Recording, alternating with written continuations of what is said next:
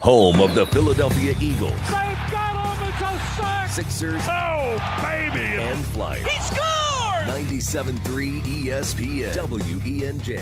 WENJ HD. Millville, Atlantic City. A Town Square media station serving all of South Jersey. Isn't it about time for somebody's favorite radio program? 97.3 ESPN presents The Sports Bash with Mike Gill. When I'm driving, I got a guy on the radio who talks to me. I can't see him, but he talks to me. Now, live from inside the Ocean Casino Resort Studio, here's Mike Gill.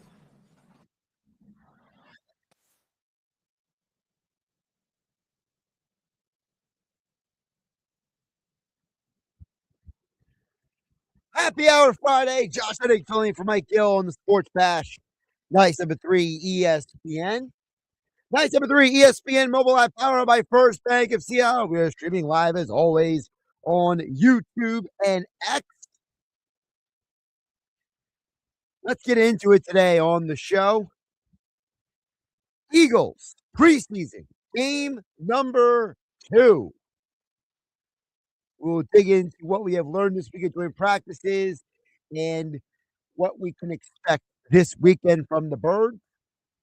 Phillies have an important series with another set of Birds, the St. Louis Cardinals. St. Louis Cardinals, 3.5 days behind them in the wild card standings. Plus, we will get into all the particulars when it comes to Happy Hour Friday, the NFL, so much going on to get to. And of course, you guys can join the conversation on the White Horse RV Tech Board, as always, at 609-403-0973. Your comments always welcome as well. On the 97.3 ESPN YouTube channel, we are streaming live each and every day here on the Sports Bash on 97.3 ESPN. I will remind everybody that Mike Gill's A-Shore team plays tonight. So the next update, we won't know anything until tonight. I think it's very interesting for Mike, by the way, really quick, we'll get to the Eagles and play stuff. You know, Mike Gill's team is on the verge of doing something they did 5 years ago. And if you want to go back and listen to my conversation with Mike Gill yesterday on the Sports Bash, I don't know about the rest of you guys, but it's pretty exciting and wild that the position that they are in to win again.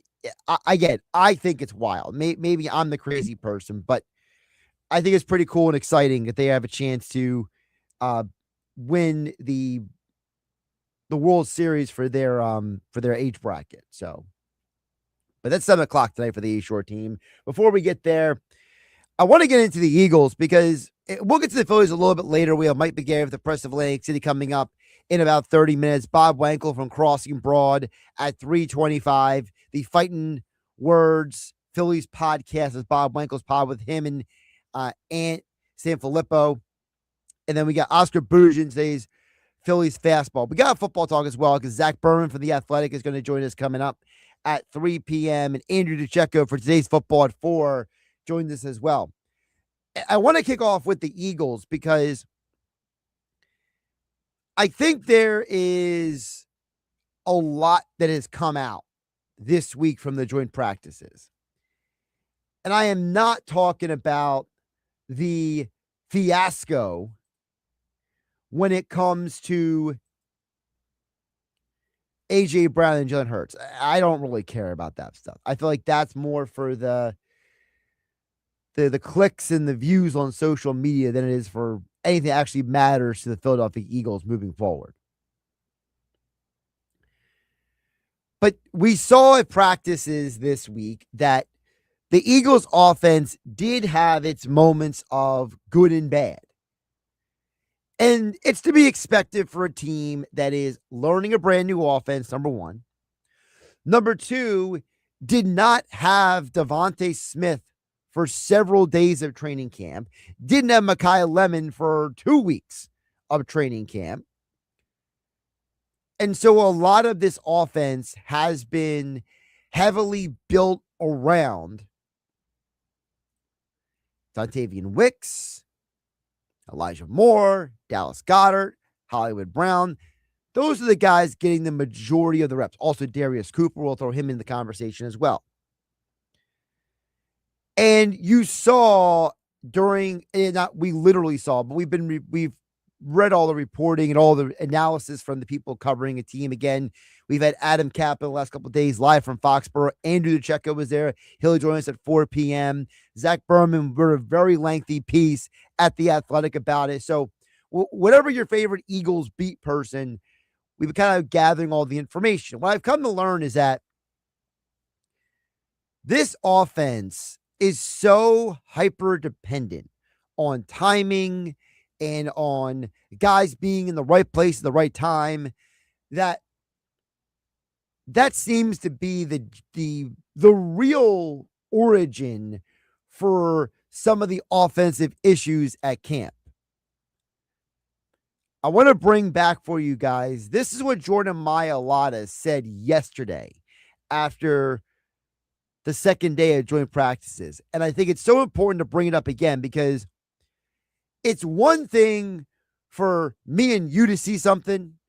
It's another thing for the reporters and the beat guys to put something online or report something or write an article. But it's another thing when the players confirm some of what we have already been talking about with the Birds.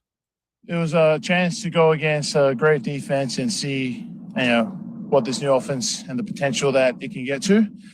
It's been very educative from a offensive standpoint, to say the least. We have a chance to do something special, but in order to do that, we can't have days like the last 2 days of up front. It always starts up front, and we've had multiple false starts. It starts with me and Lane, and it's got to trickle down to the receivers and everyone that's on that field. And so we have the potential to do a lot, but that's all it is. It's potential. We see the limit that the sky's the limit. Everybody always says that, but we see where we can get to, and we had a good day yesterday, and today we've got to clean up some of that less boxing and more football. So a couple of huge things there from Jordan Mailata. One is the fact that it's very obvious when you listen to him and other players talk that the players are very, very aware. They are very cognizant that the success of this new offense really is going to be a team effort. It's not going to be an individual having to do all the work. And I think that is an important highlight because we have spent so much time this offseason talking about the new offense and how Jalen Hurts will run it. And we spent so much time talking about this new O-line coach and how the offensive lineman will receive him. And we get to training camp and we find out that apparently the players really like the new O-line coach, Chris Cooper, particularly Lane Johnson, Jordan Mailata, and Landon Dickerson, who, frankly, those are three of the most five important O-linemen, so who cares what the other guys think, right? I say that in jest a little bit, okay? I know somebody listening on 973 ESPN is probably going to take that a little too seriously. What do you mean? Who cares what Cam Jerkins thinks? We're moving on.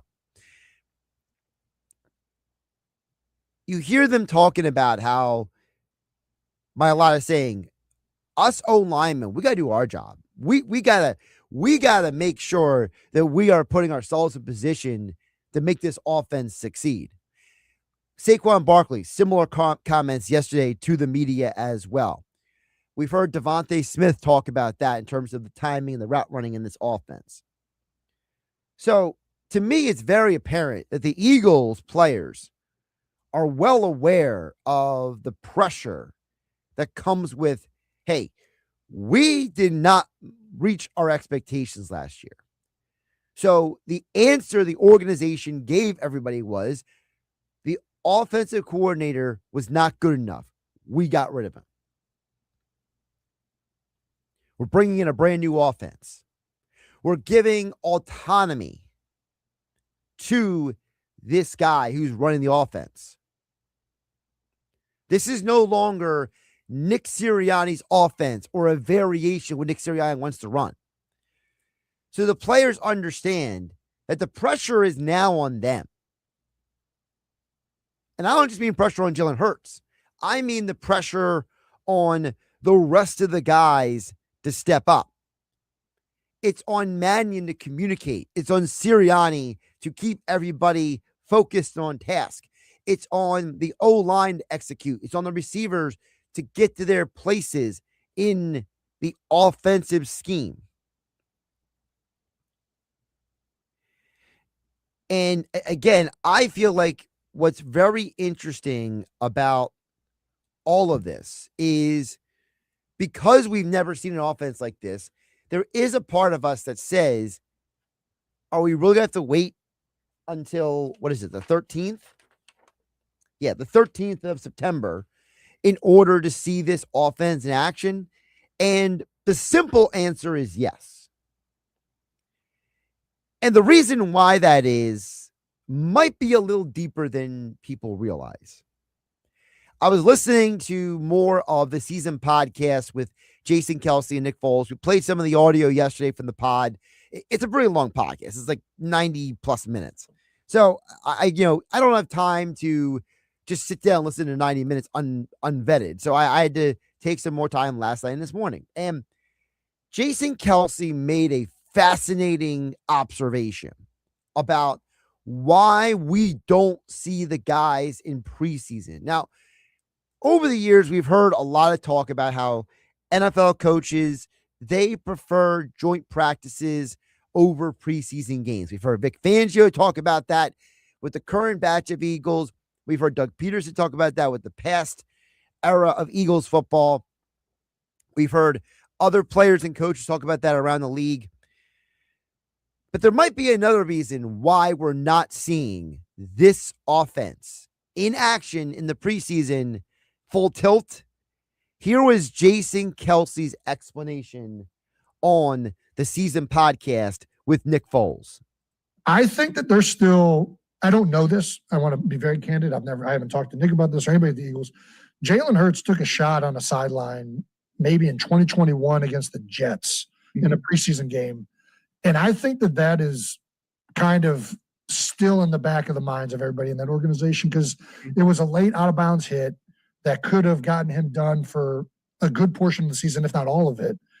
And I think then and there, I bet that the team and everybody involved with it probably made the decision of we're going to be on the cautious side of what we do in these preseason games. I want you to process that for a minute. Kelce is saying, look, I'm not reporting anything. I don't know this for a fact. But as somebody who was in the building, as someone who played, remember, Kelce played with Hurts from 2020 to 2023. He's worked with Sirianni for years. He's been at training camps the last 2 years. Kelce is, if anyone is going to give a working theory and me believe it, it's Jason Kelce. It's not some dweeb with a bunch of followers on X and Instagram, okay? So for me, I look at what Jason Kelce said, and I find it extremely fascinating. He's saying that hit that Jalen Hurts took versus the New York Jets a few years ago is a precursor for how the Eagles have adjusted their philosophy when it comes to playing versus not playing guys. And Kelce went on to say that he might didn't like it, but there's a good reason why the Eagles sit players, not just starters in the preseason, but for the final game of the season. And he references a specific game that myself and Mike Gill have highlighted numerous times right here on the Sports Bash on 97.3 ESPN. End of the season game when you already had your playoff seed locked up. Remember last year they decided, because a couple, 2-3 years ago, they decided to do it and he got nicked up. Yeah, so he got nicked up. We also lost A.J. Brown against the Giants in that game. We tried to build some type of confidence going into the postseason in the year you're talking about in that last game. And it's just hard when, like, you're going into a game and, like, hey, you guys are only going to play half of it. You already got the playoffs linked up. It just, to me, the energy is not the same by the starters when they go into those games. It wasn't for us when we did it in 2017. Like, we went out there against Dallas, and it was like, dude, it kind of was a crappy performance. And it's like everybody's kind of already, I don't want to say you're checked out, but, like, you're thinking about next week. Like, we got a playoff game. So let's process this for a minute, okay? So we're talking about two different games here, so let's map it out. So if you remember, don't remember, the preseason game against the Jets, Hurts was running out of bounds. He got popped by, I think it was Quincy Williams. Someone could double check my information on that. But there was a preseason game. He gets popped out of bounds, and there was almost a fight during the game, right? And then you heard Kelsey and the guys from the season pod reference the final game of the 2023 season versus the Giants, where Hurts and A.J. Brown got banged up in the game. Obviously, A.J. Brown missed the next game in the postseason. Hurts didn't look right the rest of that game or the postseason game. So Kelsey and the guys are kind of mapping out that for as much as we want to see the Eagles offense in action, getting reps before September 13th when they play the Washington Commanders. Of course, you hear every Eagles game right here in South Jersey on home for Eagles football in Southern New Jersey, 97.3 ESPN FM. Merrill Reese, Mike Quick calling out the action, not just tomorrow's preseason game, but for every Eagles preseason and regular season and postseason game right here in South Jersey, 97.3 ESPN. But they're saying that, look, there were two games when Kelsey played there that has changed the philosophy of this organization in terms of how they handle starters in the preseason and at the end of the season. And that basically the organization is always going to be cautious moving forward when it comes to their quarterback and their starters.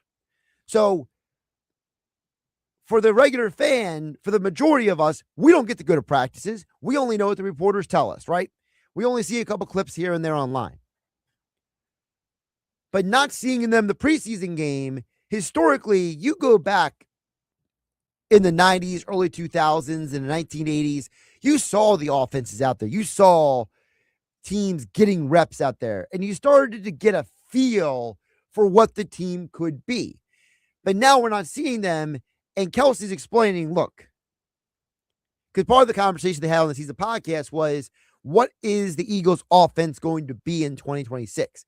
And Kelsey's explaining, look, the reason why we're not seeing these guys is because the Eagles have already had too many bad experiences with Hurts and others getting banged up.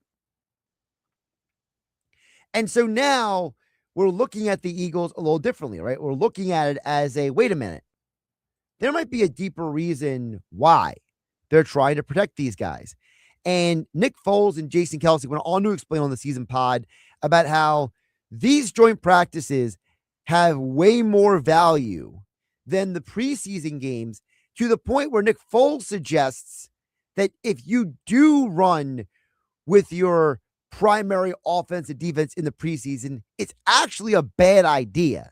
Preseason games, you're not going to show a lot. Obviously, you know, Baltimore showed more on defense. I was surprised how many blitzes they were bringing. And yeah, that'll be great during the preseason, but now they have all the film and everyone's going to know exactly what the blitzes are. So, but what's great about joint practices is you're probably going to do your offense. Like, you're going to show a little bit more of the shifts, the motions. Yep. Probably not like your special plays per se, maybe like one every now and then. There's still cameras out there. I wouldn't do anything you still want to keep too close, but you're right. Yeah, you do more. And you also get more situations in. Right, yes. The starters are gonna rep a 2 minute. They're gonna rep a 4 minute, a backed up, but like you're gonna get the full gambit of what you would see in a game in real situations. I thought it was fascinating when Foles said that he was surprised how much the Ravens threw at the Eagles, considering teams now have it on tape, like an actual game tape, an actual all 22, and now they can go into the regular season.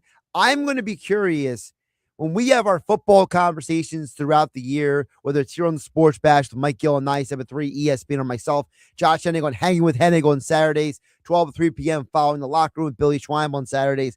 When we have our football conversation during the year, do we look at the Ravens as a team that people might have a little more information on their defense than other teams?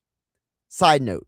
But further note, they said, look, the joint practices, we're allowed to do more. We have more opportunities to rep situations and kind of figure out what we can and can't do. And so I find it very fascinating that these are two guys who played for the Eagles. Kelsey, who is as dialed in as anyone, saying, this is why you will not see the starting offense in the preseason, why it's going to be vanilla on both sides of the ball. Because the Eagles say, look, this joint practice, that's where we iron out the kinks in the armor. That's where we take the car for a test drive and see what needs to be tuned up on it, what needs to be changing the variables in this offense heading into the season. Which is also probably part of the reason why the NFL is going to get away from more preseason games in the near future. There's a lot of speculation, a lot of reporting out there. The NFL wants to get it down to actually 2 preseason games when they go to an 18-game regular season schedule. But that's conversation another day. So let me get you guys what you guys think. At 609-403-0973 on the White Horse RV text board. White Horse RV Centers in Williamstown and Galloway. Your RV adventure starts here at White Horse RV. Jeff in Ocean City chimes in and says, will the Eagles win the division for the 3rd straight season, or Dallas take it this year? By the way, nice Phillies polo, Jeff in Ocean City. Yeah, if you're watching on YouTube and X, thank you, Jeff. On that 973 ESPN Phillies, maroon Phillies polo today. I actually don't have anything City Connect related. I don't have any in the I don't really have anything Phillies related that's anything to do with any of the looks that I don't like. I hate the City Connects. I'm not a fan of the Phillies cream uniforms. I feel like they wear them way too much. I have always been of the opinion, maybe this is a hot topic we can have a conversation, say, for Happy Hour Friday here on the Sports Bash on 97.3 ESPN. Rank for me your favorite Phillies uniforms, because to me, I got a big 3. Maybe a big 4, but a big 3 is I love the Phillies red pinstripe. I love the powder blue Phillies. I'm cool with the grays, the road grays with the Phillies red. But I would love to see them bring back the maroon uniforms. And I'd like to see them maybe trot back out the road uniforms with the spring training red tops. I would love to see them bring that back. But I hate the City Connect. I'm not a fan of the cream because there's way too much blue in the uniform. The Phillies, to me, are red and white. So that's my quick hot take on the Phillies uniforms. You guys can chime in at 609-403-0973.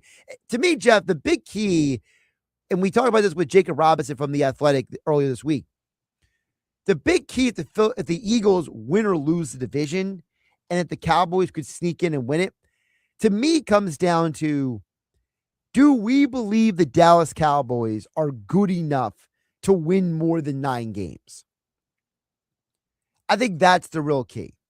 Because if we're playing all things equal and we say that the Eagles and Cowboys split their series 1-1 because each team wins their home game, all right?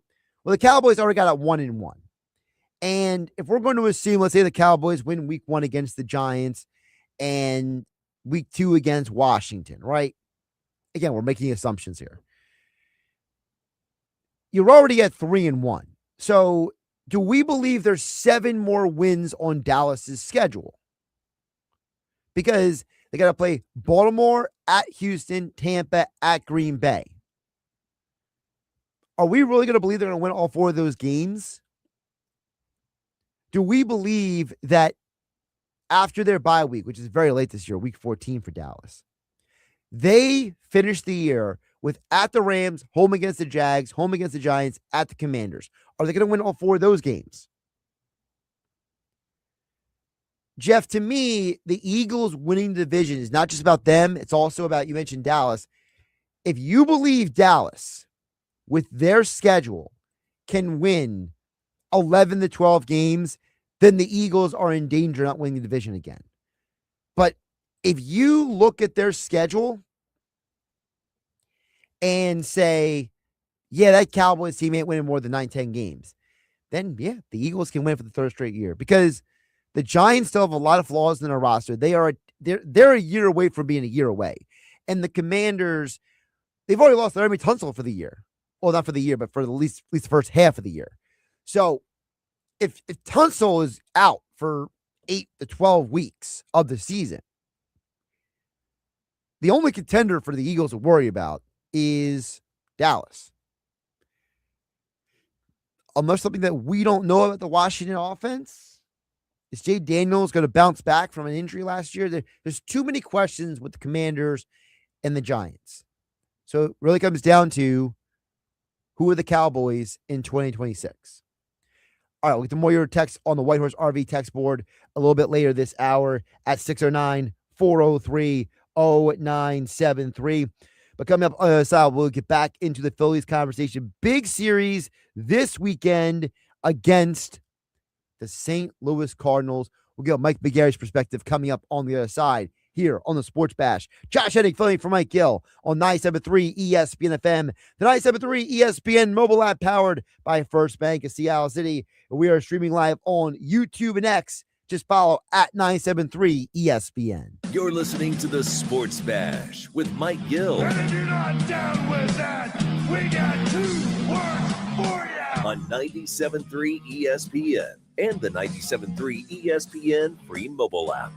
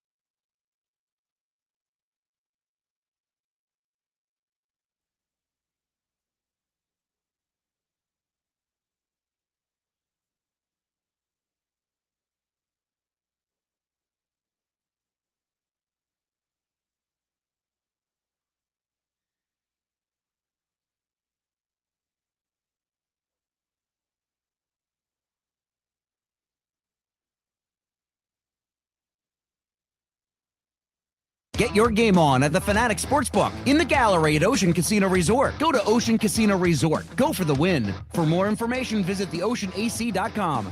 It's the Sports Bash with Mike Gill. And I am the voice of the voiceless. On 97.3 ESPN and the 97.3 ESPN free mobile app. Josh Hennig back here in the Sports Bash Happy Hour Friday edition on 97.3 ESPN. We'll get back to the White Horse RV text board in just a bit at 609-403-0973. Right now, we got Mike McGarry for the Press of Atlantic City. He is on his way to CBP. It is an important series for the Phils this weekend. They took care of the Marlins. They squashed the Marlins' hopes of gaining ground, the Phils. Can they put the Cardinals back down, or will the Cardinals cut in to the wild card race? Mike McGarry will join us right now on 97.3 ESPN. Mike, how you doing on this Friday? Doing well, Josh, and they're all important now. You know, it's amazing, how the season goes. It's a long season, but it's a sprint now. Mike, one of the conversations you and I started touching on yesterday, I want to continue today, was about the Phillies and the fact that, their offense has kind of started finding their way this month. And I think it's going to be very important for them to maintain it, because what's going to really be the separator for them in this Cardinals series is the thing that they struggled to do last week in St. Louis, right? Which is score runs consistently. So they got to make sure that this weekend, when they're facing a Cardinals team that doesn't exactly have this elite superstar ace pitcher, that they're not letting their guard down here. Yeah, I mean, I think that's the biggest question with the Phillies right now. There's a lot of enthusiasm for the Phillies. The crowd at the ballpark on Tuesday and Wednesday night, the fans were really into it. The crowd was as loud as it's been all season. And a lot of that is because when this team hits, the way they've been hitting, putting guys on base, singles, doubles, home runs, there's a lot of excitement. They're a fun team to watch. The question now is, can they continue down this path? Because we've seen it in the past where they've gotten hot and then all of a sudden, like a light switch, they go cold. So, yeah, right now they're a fun team to watch. Right now they're clicking offensively. The question is, can they make this last, or how long can they ride this streak out? And, part of the problem with the Phillies in the past, Mike, has also been the reality, and I hate putting it this way, but I'm just going to be blunt about it. The Phillies, for whatever reason, struggle against pitchers that nobody outside of baseball knows who they are. And my concern is that in this series, you're going to be facing Hunter Dobbins again. You got Andrew Palante coming to the mound. You got pitchers that the average, maybe the casual fan might not know, but these are pitchers historically that not just last week, but in recent times, for whatever reason, Mike, this team has struggled against. Yeah, one of the reasons for that, and this might bode well for this weekend for the Phillies, is they tend to struggle, and a lot of baseball teams do this. The Phillies aren't the exception of this rule. A lot of baseball teams tend to struggle against pitchers they're seeing for the first time, right? So now you've got an opportunity. You saw some of these guys last weekend in St. Louis. You've got to look at them. And let's face it, in that St. Louis series, I can think of an Alec Bohm fly ball, a JT Realmuto fly ball. They hit some balls that would have been, home runs, certainly at Citizens Bank Park and other ballparks, but they turned into outs in St. Louis. So I think one of the reasons they struggle against pitchers, like you say, that nobody's ever heard of, is because they haven't seen them before. They've seen these guys last weekend. That could bode well for this weekend. Mike McGarry, the Press of Atlantic City, joining us on his way to CBP tonight. Phillies versus Cardinals. Big set this weekend against the Cardinals. The pitching matchups tonight is it's a Jose Luzardo versus Hunter Dobbins. Tomorrow will be Andrew Painter versus Palante. And Mike, what's interesting is that we know who Luzardo is, right? We know who Sanchez is. He pitches on Sunday. But I am very curious to see what version of Andrew Painter we get tomorrow, because I keep looking at Painter, Mike, and wondering what is his role going to be when we get to the postseason. Well, his role in the postseason is probably a guy who, is going to come out of the bullpen. I don't expect him to come out of the bullpen in key spots like a high leverage in the seventh, eighth, or ninth innings. But he is a guy who, let's say, Aaron Nola starts a game and you use Nola to get you through the lineup once, and then you can come with Painter. Or if one of the other guys, kind of gets roughed up early, Painter is a guy who can come in. It's interesting to see how Painter pitches on Saturday night. He had been pitching well. He had that rough first inning in Minnesota. I think the interesting thing is, and this is sometimes the confounding thing about analytics, but the analytics say that the Andrew Painter's quote-unquote stuff was as good as it's ever been last Sunday, and it was the best out of any starting pitcher who pitched last Sunday. So I know people who watched the game, watched that first inning, would say, what are we talking about? But those are what the numbers say. So if Painter can continue to build on the outings that he's had the past couple of weeks and eliminate the mistakes that, the one or two mistakes he made that cost him, like, a breaking ball over the heart of the plate that was hit for a grand slam last Sunday. Painter can continue to build on what he's done. And, hey, right now the Phillies are just looking for options. It'd be a plus to say, what role can Andrew Painter play on our postseason roster where, 4 or 5 weeks ago, you were going to ask yourself, is Andrew Painter even going to be on the postseason roster? Mike, who's the Phillies hitter that you are most curious to watch this weekend? Interesting question there, Josh. The guy, a couple of guys, what Bryce Harper is doing is really remarkable with his ability to get on base. Since really Luis Ariz came to town, Harper's on base percentage is almost 500 basically. So he's getting on base, and that certainly made a difference in the Phillies lineup. The guy I'm going to continue to watch, to me, is Alec Bohm. When Alec Bohm hits for power, when Alec Bohm hits, this is a completely different lineup than it is when he doesn't hit. You're talking about a guy who can, when Alec Bohm is going well and he's hitting those, Tiger Woods stingers into the gap, or, hitting a ball into the stands, they are a completely different lineup than they are when Alec Bohm is not hitting well. So I'm interested to see if Alec Bohm can continue the streak that he's on this weekend against the Cardinals. I think it makes all the difference in the world for the Phillies. Hey, what's interesting, Mike, is that you mentioned about how when he's hitting well, Alec Bohm right now is probably in a better position now that he's been in years in this lineup, because now he has Luis Ariz ahead of him. He's not being asked to hit behind Harper anymore. He's hitting behind guys like Luis Ariz or a Bryson Stott. So you're not asking Bohm to be one of your primary hitters. Now you're asking him to be a secondary spot in the lineup. And you could argue he's probably way more comfortable in that role. Yeah, I mean, you hit it right there, Josh. You're talking about a guy who's hitting fifth or sixth in the order. And when you have a guy hitting fifth and sixth in the order, the way he produced, since the All-Star game, since the last couple of weeks, that just lengthens the lineup.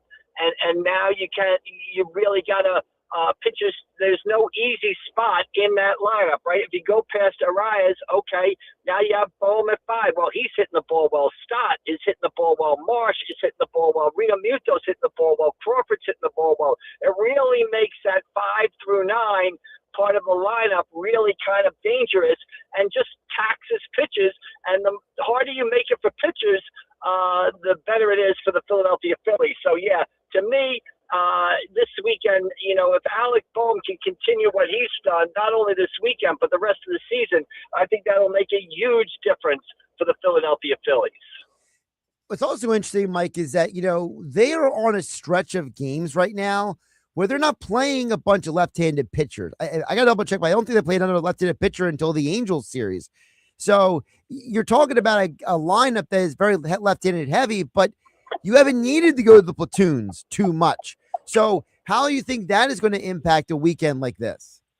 Well, I think it just helps keep your main guys and the guys on the long side of the platoon, which is the left-handed hitters, guys like Marsh and Crawford.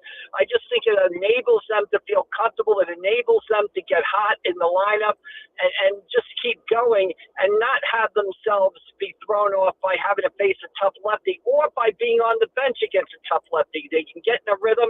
So I think that's played into their advantage, especially with Justin Crawford. I've been really impressed by Justin Crawford and the way he's played the last 2 to 3 weeks. I think he's hit for some more power. He's shown his speed. He's been solid in the outfield. I think he's another guy that has kind of improved as the season has gone along here.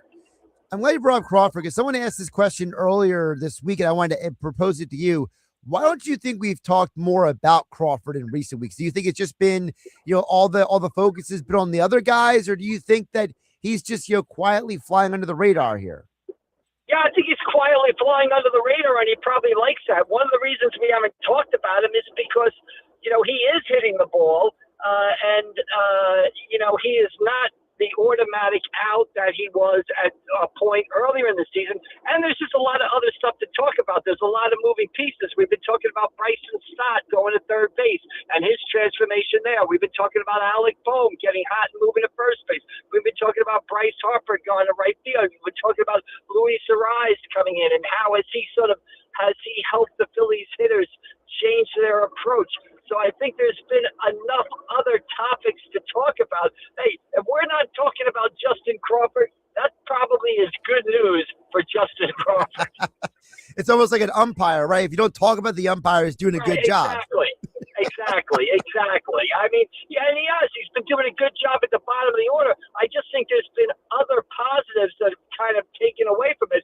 And like I said before, if we're not focusing on Justin Crawford isn't doing this, Justin Crawford isn't doing that, that's good news for the Phillies and Justin Crawford. Mike, before I let you go, I wanted to kind of give you an opportunity to weigh in. So I asked kind of like a subject of the day, hot topic type question, just because just have a little fun here. I just thought of this today. Typically on Fridays, the Phillies have worn their City Connects. A couple weeks ago, they didn't wear it because it was Honor Chase. They wore the pinstripes. I hate the City Connects, Mike, but I also don't like the cream uniform. It's just too much blue going on for me. I feel like the Phillies are supposed to be red and white. So to me, I want to know for you, what are the Phillies uniforms that you think are the best ones? Josh, I'm a traditionalist guy for the most part as far as uniforms go. To me, the best uniform that the Phillies have is the red pinstripes. That's the uniform. That's the Phillies' best look. And I think with most teams, that's their best uniform. Is the traditional look, the uniforms that they wore back in the days when teams only had one uniform and not, 100 uniforms. I'm not opposed to like City Connects and stuff like that. I think some of them are good. I'm not opposed to alternate jerseys. For instance, I like the New York Mets, like black jerseys that they used to wear on Friday nights. But to me, the Philadelphia Phillies belong in red pinstripes. That's their best look. Yeah, but see, if I could just jump in, to me, the black uniform of the Mets, there's some history attached to it because I remember Mike Piazza wearing that uniform. I remember guys, like there's no connection to the past with some of these alternate Phillies uniforms. To me, if you're going to go alternate and you want to have fun with it, you go with the powder blue. You go grab the maroon P uniform and bring that back. Like some of these other uniforms, I just don't understand it.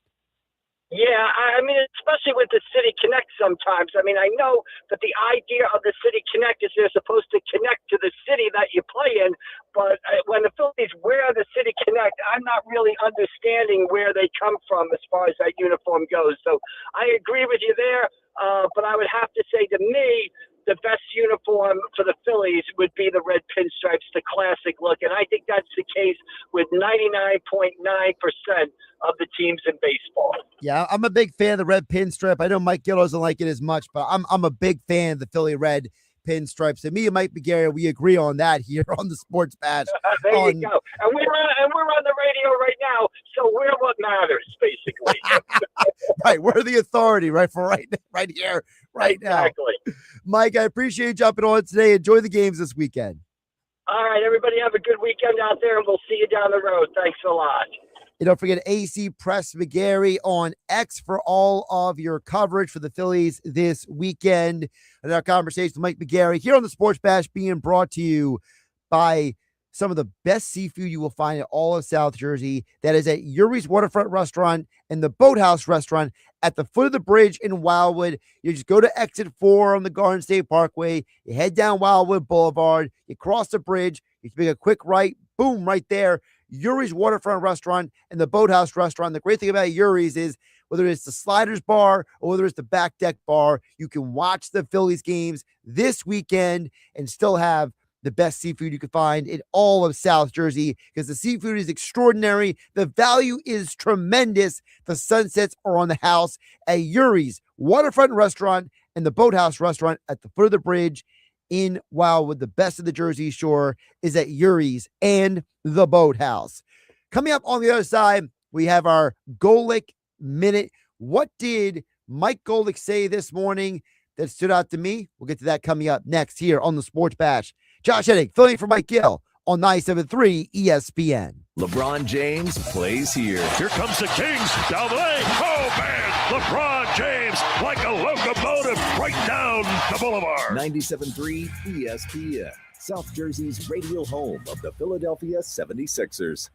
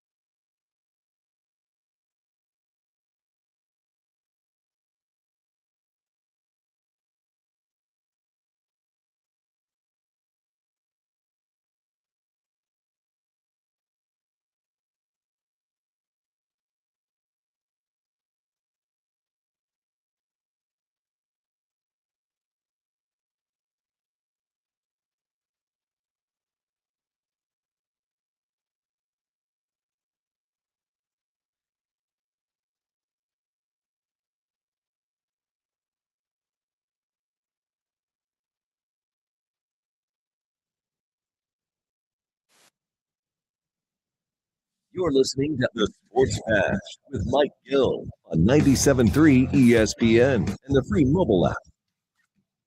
I'm going to say no way on God's green earth is Fernando Mendoza starting the season. When you have Kirk Cousins there to start the season, again, you have to think of the other 53 players in the locker room. At least start the season off trying to be competitive with all the changes that you made in the offseason. It's a new year. Everybody starts 0-0, and you don't have to start the rookie. So why start him when you have someone like Kirk Cousins?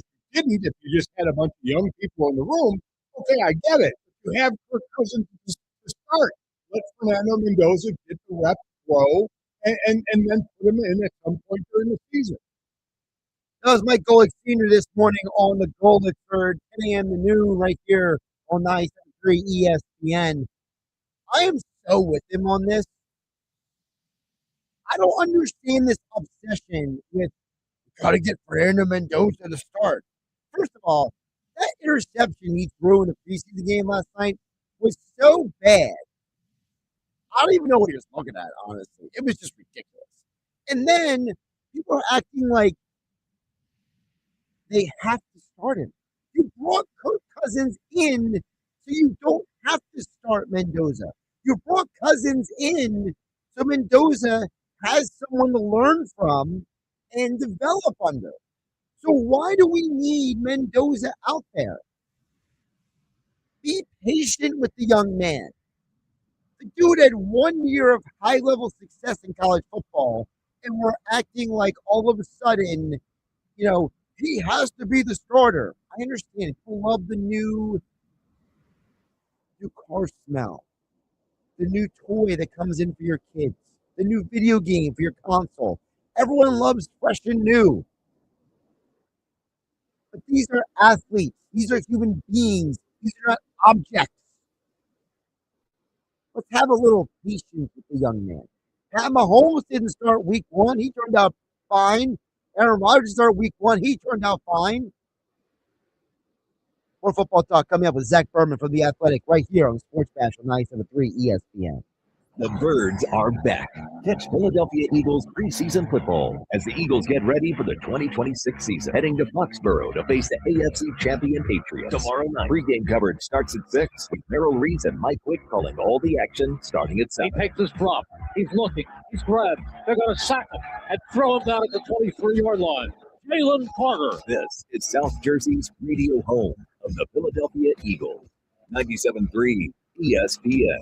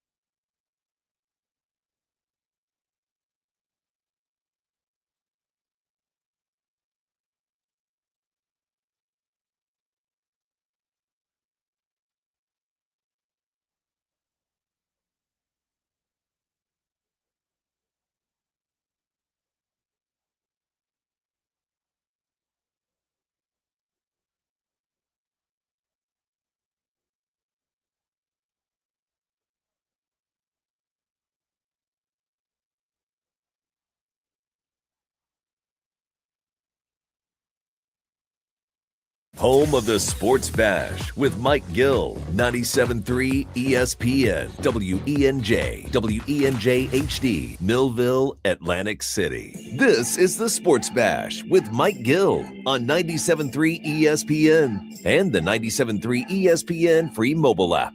Now live from inside the Ocean Casino Resort Studio, here's Mike Gill. 3 o'clock hour of the Sports Bash. Josh Hennig filling in for Mike Gill on a happy hour Friday on 97.3 ESPN as Mike's A-Shore team continues their run through the Babe Ruth World Series up there in Jamestown, New York. We're down here talking Eagles football. Eagles 2 joint practices this week in New England. So we'll get into what happened this week and what it means for the team moving forward right now with Zach Berman from The Athletic. Of course, he is covered The Athletic and the Eagles for many, many years. And he joins us right now on the Sports Bash to get more into what his observations were this week from the joint practices and the Birds overall. Zach, welcome back in. How you doing today? Doing well. Thanks for having me on your show. I appreciate you jumping on. And I wanted to start with, I was reading through your observations article earlier this morning. I think one of the takeaways I have from it is it feels like that from what you've seen, not just at joint practice, but from training camp, that, there's a lot of questions about what the offense isn't going to be. And it seems like that this really is still a work in progress and that we really can't make too many presumptions about what the offense is or isn't going to be yet, right? Yeah, I think that's fair to say. I think we have an idea of what the offense will look like. The reason why I framed it that way is because Mekhi Lemon and Devontae Smith in particular have not been on the field in team drills for really the better part of 3 weeks. So you haven't really been able to see the full passing game. And then the running game, it's as much as you can tell run fits and whatnot, it's hard to tell exactly how the running game looks before you're tackling to the ground. You don't know if the back would break a tackle. You don't know when the contact would come, right? So it's a little bit harder to ascertain the running game. And I think this offense is really built around the running game.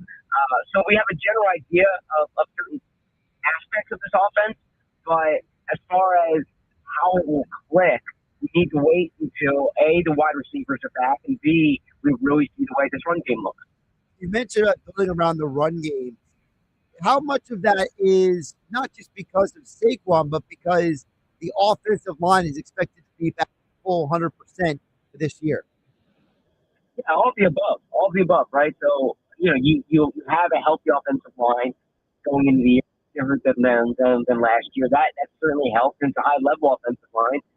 But this offense, within itself, is built around the running game, and you'll hear this term throughout the year, the marriage between the run and the pass, right? And so what that means is that at the line of scrimmage, these are supposed to look the same. The play action is a big part of it, obviously. And so in order for this offense to be successful, you need a successful running game, and then you build the passing game off of that. Zach, when you talk about, also when it comes to the offensive line, I thought it was very interesting what Jordan Mailata said yesterday after the second joint practice, saying that, hey, some of this, it's about him and Lane, the old linemen, that they basically have to make sure that they are on the same page as much as the new offense. I think it's an interesting wrinkle to add in, Zach, because, how many times have we all talked about Jalen Hurts in the new offense and Devontae Smith in the new offense? But it hasn't been talked enough about the offensive linemen and their role in an offense as being asking them to do something different than years past. Yeah, it's a big deal for them. I mean, it's the biggest change they've had really in over a decade. And we've talked about it quite a bit in terms of Lane Johnson has guard help. Lane Johnson, Jordan Mailata have guard help for the first time in their career. In the wide zone running game, your landmarks are different. So in order to get wide, it looks different in terms of what's happening at the line of scrimmage. They want to play faster. You're not going to see as much chess playing, if you will, at the line of scrimmage. And it's always started with the offensive line. And frankly, I don't want to frame it like it's dramatically better for the offensive line because, I've covered the team for this is my 15th season. They're good years. They've had great offensive lines. Jeff Stoughlin's the best position coach that I've covered during my time. So I don't want to frame it like everything's great with the offensive line right now. It was really good before with the offensive line. But I think these changes in the system, to use Lane Johnson's words, is offensive line friendly. So with Zach Berman from The Athletic joining us here on the Sports Bash. Josh Hennig filling for Mike Gill on 97.3 ESPN at ZBerm on the X platform for all your Birds coverage.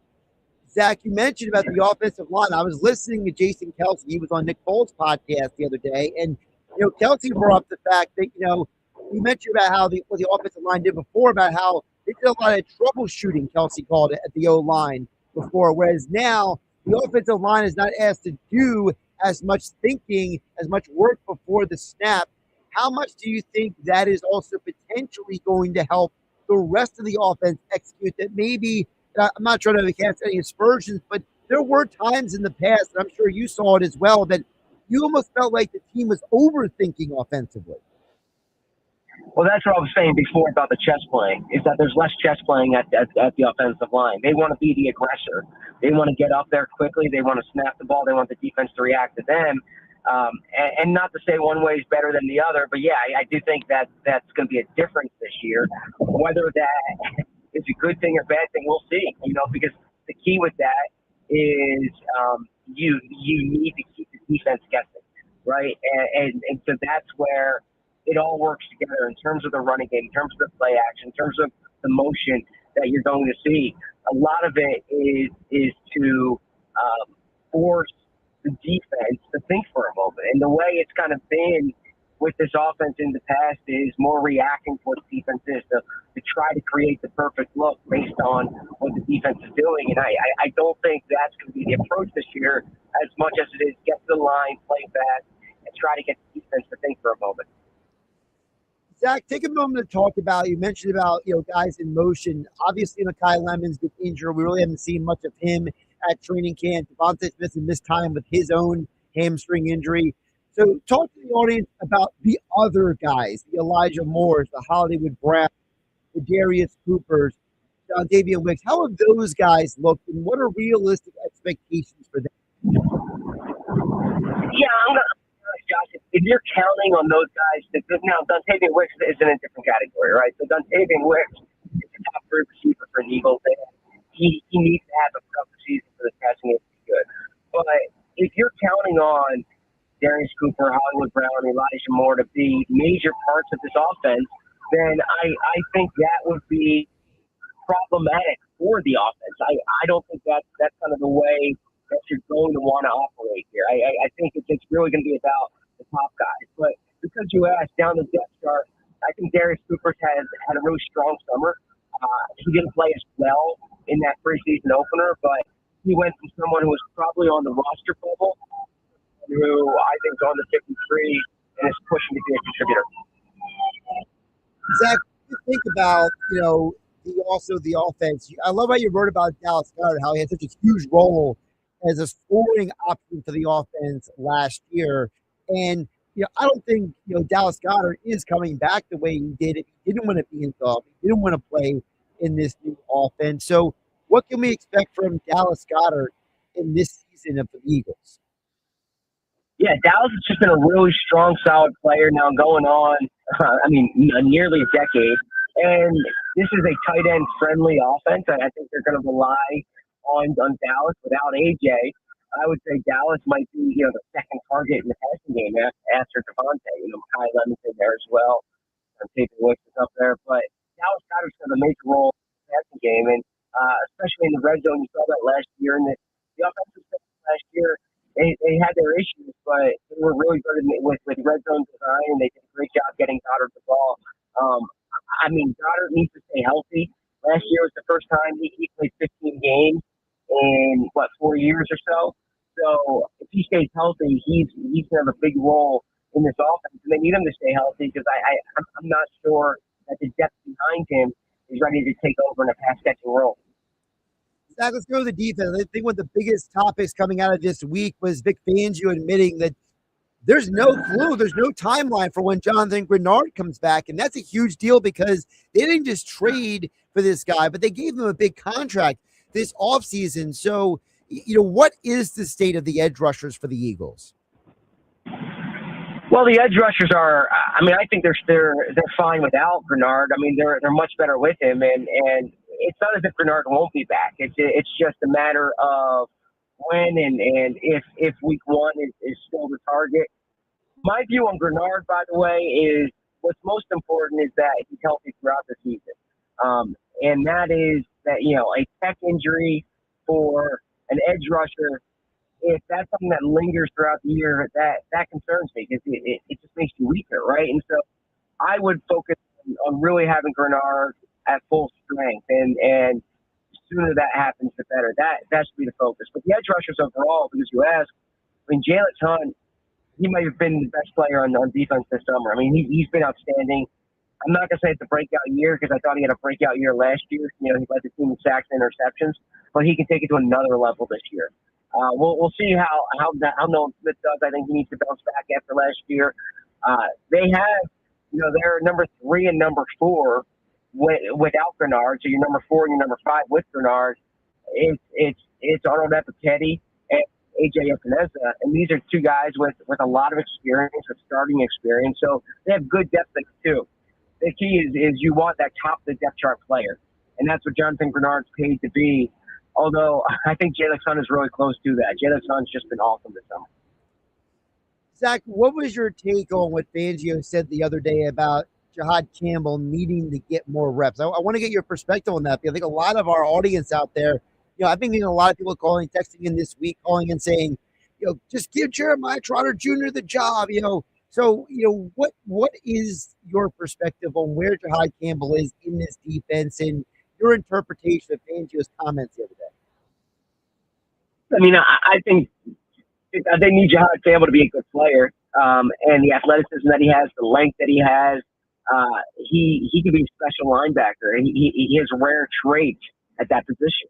I think Fangio needs to see more from him. That's obviously why he played. I don't want to say he lost his job last year, but when the Budejen came back, they put Nakobe in. And I'm bullish on Jahad Campbell. I just think he needs to play. I think the more he'll be out there, the better. But I hear what people are saying about Trotter, and I like Jeremiah Trotter Jr. He plays with really good instincts, but just athletically and size-wise, Campbell's just different. He's built different. He moves differently. And, I think you want Jahad Campbell to be your starter. Zach, before we let you go, I want to get your perspective on the safety position because they've been giving Michael Carter a lot of opportunities to see what he can do at safety. Fangio made the comment the other day that they know who Epps is. They don't need to see a ton of him. So, what do you think the alignment of safety is going to be week one? Yeah, I'm expecting to see Marcus Epps. Every day at practice, it's been Marcus Epps leading the way with the first team safety group. And so Michael Carter, they're giving him a lot of work. And I like what we've seen from Carter this summer. But the reality is I think that's going to be Epps' job. And as far as the safeties overall, they need Drew. We talked about the second safety spot. The key for me is the first safety spot. And that's Drew Makuba. Like can Drew Makuba play like a number one safety?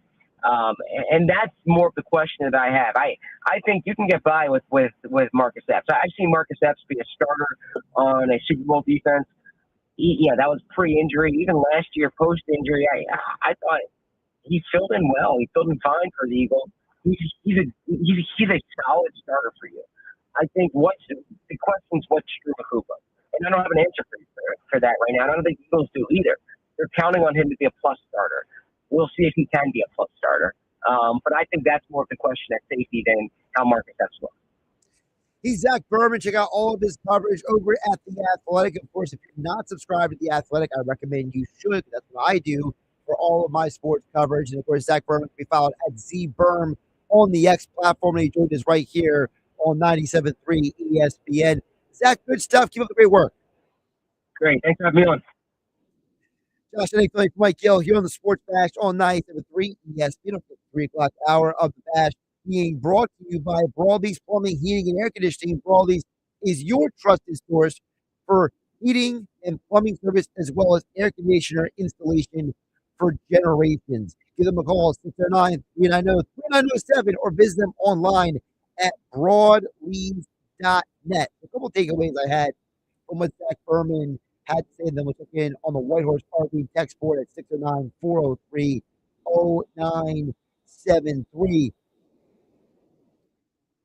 I think one of the larger points that I think Zach brought up is the fact that, because it's just there, this defense, for as much as we all believe it's going to be a high-level defense, whether Sal Palantonio said the other day with us here on 97.3 ESPN, the top 10 defense, or Chris Caney, who believes to be a top 5 defense on Sportsman like this the other day on 97.3 ESPN. Whatever your placement of the Eagles in the hierarchy, there are still some questions. You heard Berman put the fact that, he still believes in John Campbell. And I do too. I'm not one of these people who's ready to completely dismiss him. I just keep asking the question about Trotter Jr. because I'm glad our listeners are doing it as well. Is there a way to maximize having both Trotter and Campbell on the field? And it's probably easier said than done, but I do know that historically, Fangio's defenses have been built on the versatility of the linebacking position. So there has to be a way that if putting the best players on the field involves, in certain scenarios, having potentially both Campbell and Trotter, maybe there's a scenario where if you're going against a team that likes to run more 12 personnel, that likes to run the ball. We're going to talk a little bit more about the Chicago Bears a little bit later in the hour, but we know the Bears are a team that they play in week 3. The Bears love to run the ball, and the Bears ran all over you last year. Are the Bears a team that you can look at and say, you know what, we're going to have a little bit more Vaughn, Campbell, and Trotter all on the field together because we need to have those guys on the field to offset the reality that is a team in Chicago that loves to have 2 tight ends in the field, that loves to run the ball? Are you looking at a team, to use another example, like the Cowboys, when you face them twice a year? Are they a team that has shown you a lot of run and play action look? Can you get away with having the linebackers on the field to handle the tight ends and the running backs in those situations? I'll even throw in there a little bit later in the year, we know the Giants. They get a fullback now. The Giants are going to want to run the ball. Are you going to look at situations with Campbell and Trotter on the field together with Vaughn in those games? That's potentially 5 games where you might see more 3 linebacker looks instead of 2 this year. So that's an interesting conversation we can have moving forward. And then on the offensive side of the ball, you heard Zach bring up multiple times the running game. I'm going to be curious to find out, do the Eagles run the ball maybe a little more than we expect? And are they a team that becomes a team that uses the run to set up the pass? Historically, guys like Andy Reid and Doug Peterson used the pass to set up the run.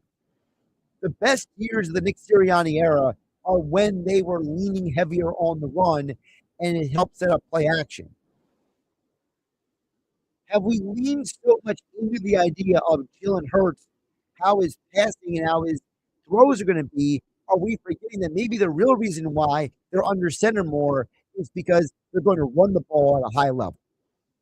Something to think about for the Birds heading into the 2026 season. I did want to get to one text from the White Horse RV text board at 609-403-0973. Terry in Galloway says, I would take a step further what you said earlier. I would not play my starters at MetLife Field regardless of the situation ever.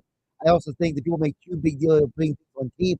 All these coaches have worked together at some point. Everyone has an idea what everyone is doing, says Terry in Galloway. Well, a couple of things there, Terry. One, you're 100% right about the MetLife Stadium. I will never understand why these NFL owners are so lazy.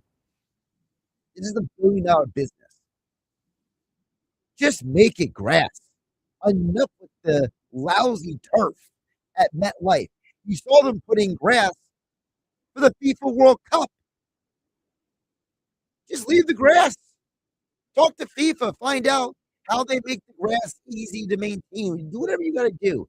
And this idea that the NFL and Roger Goodell and the league offices have not gone to the Mara family and the Tips family and said, enough is enough. We've seen a gazillion injuries on this turf, from Aaron Rodgers to Saquon Barkley to numerous others. Enough of your stupid turf. Get rid of it. Terry Galloway, you're 100% right about that. We'll get to more of your texts throughout the hour on the Whitehorse RV text board, 609-403-0973. Of course, Whitehorse RV Centers in Williamstown and Galloway. Your RV adventure starts here at Whitehorse RV. Text board is open at 609-403-0973. We're also streaming live on YouTube and X at 973 ESPN. Coming up on the other side, we'll talk to Bob Wankel about the Phillies. Big weekend for the Phillies versus the Cardinals. We'll get Bob's thoughts on it. More host of the Fighting Words Phillies podcast, Bob Wankel, joins us next on Happy Hour Friday edition of the Sports Bash on 973 ESPN.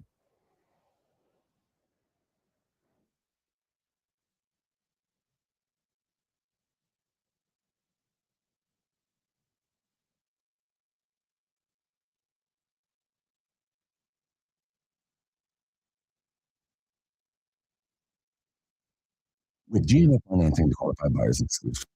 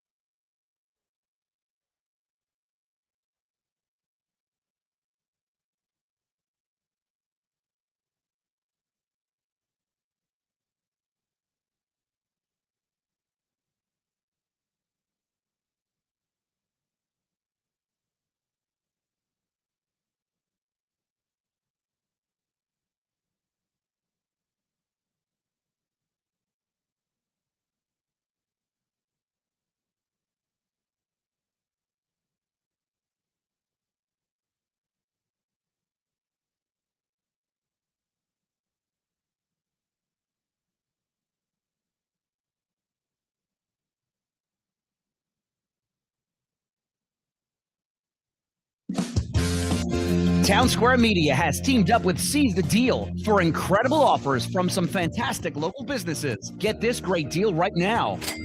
Get one $50 gift card for just $25 to the Island Grill in Ocean City. It's the area's go-to restaurant for fresh catch local seafood with a laid-back beach vibe. That's a $50 gift card for just $25. Get this great deal right now at seizethedeal.com. SeizeTheDeal.com. You're listening to the Sports Bash with Mike Gill. Never thought this radio stunt would catch on so big. On 97.3 ESPN.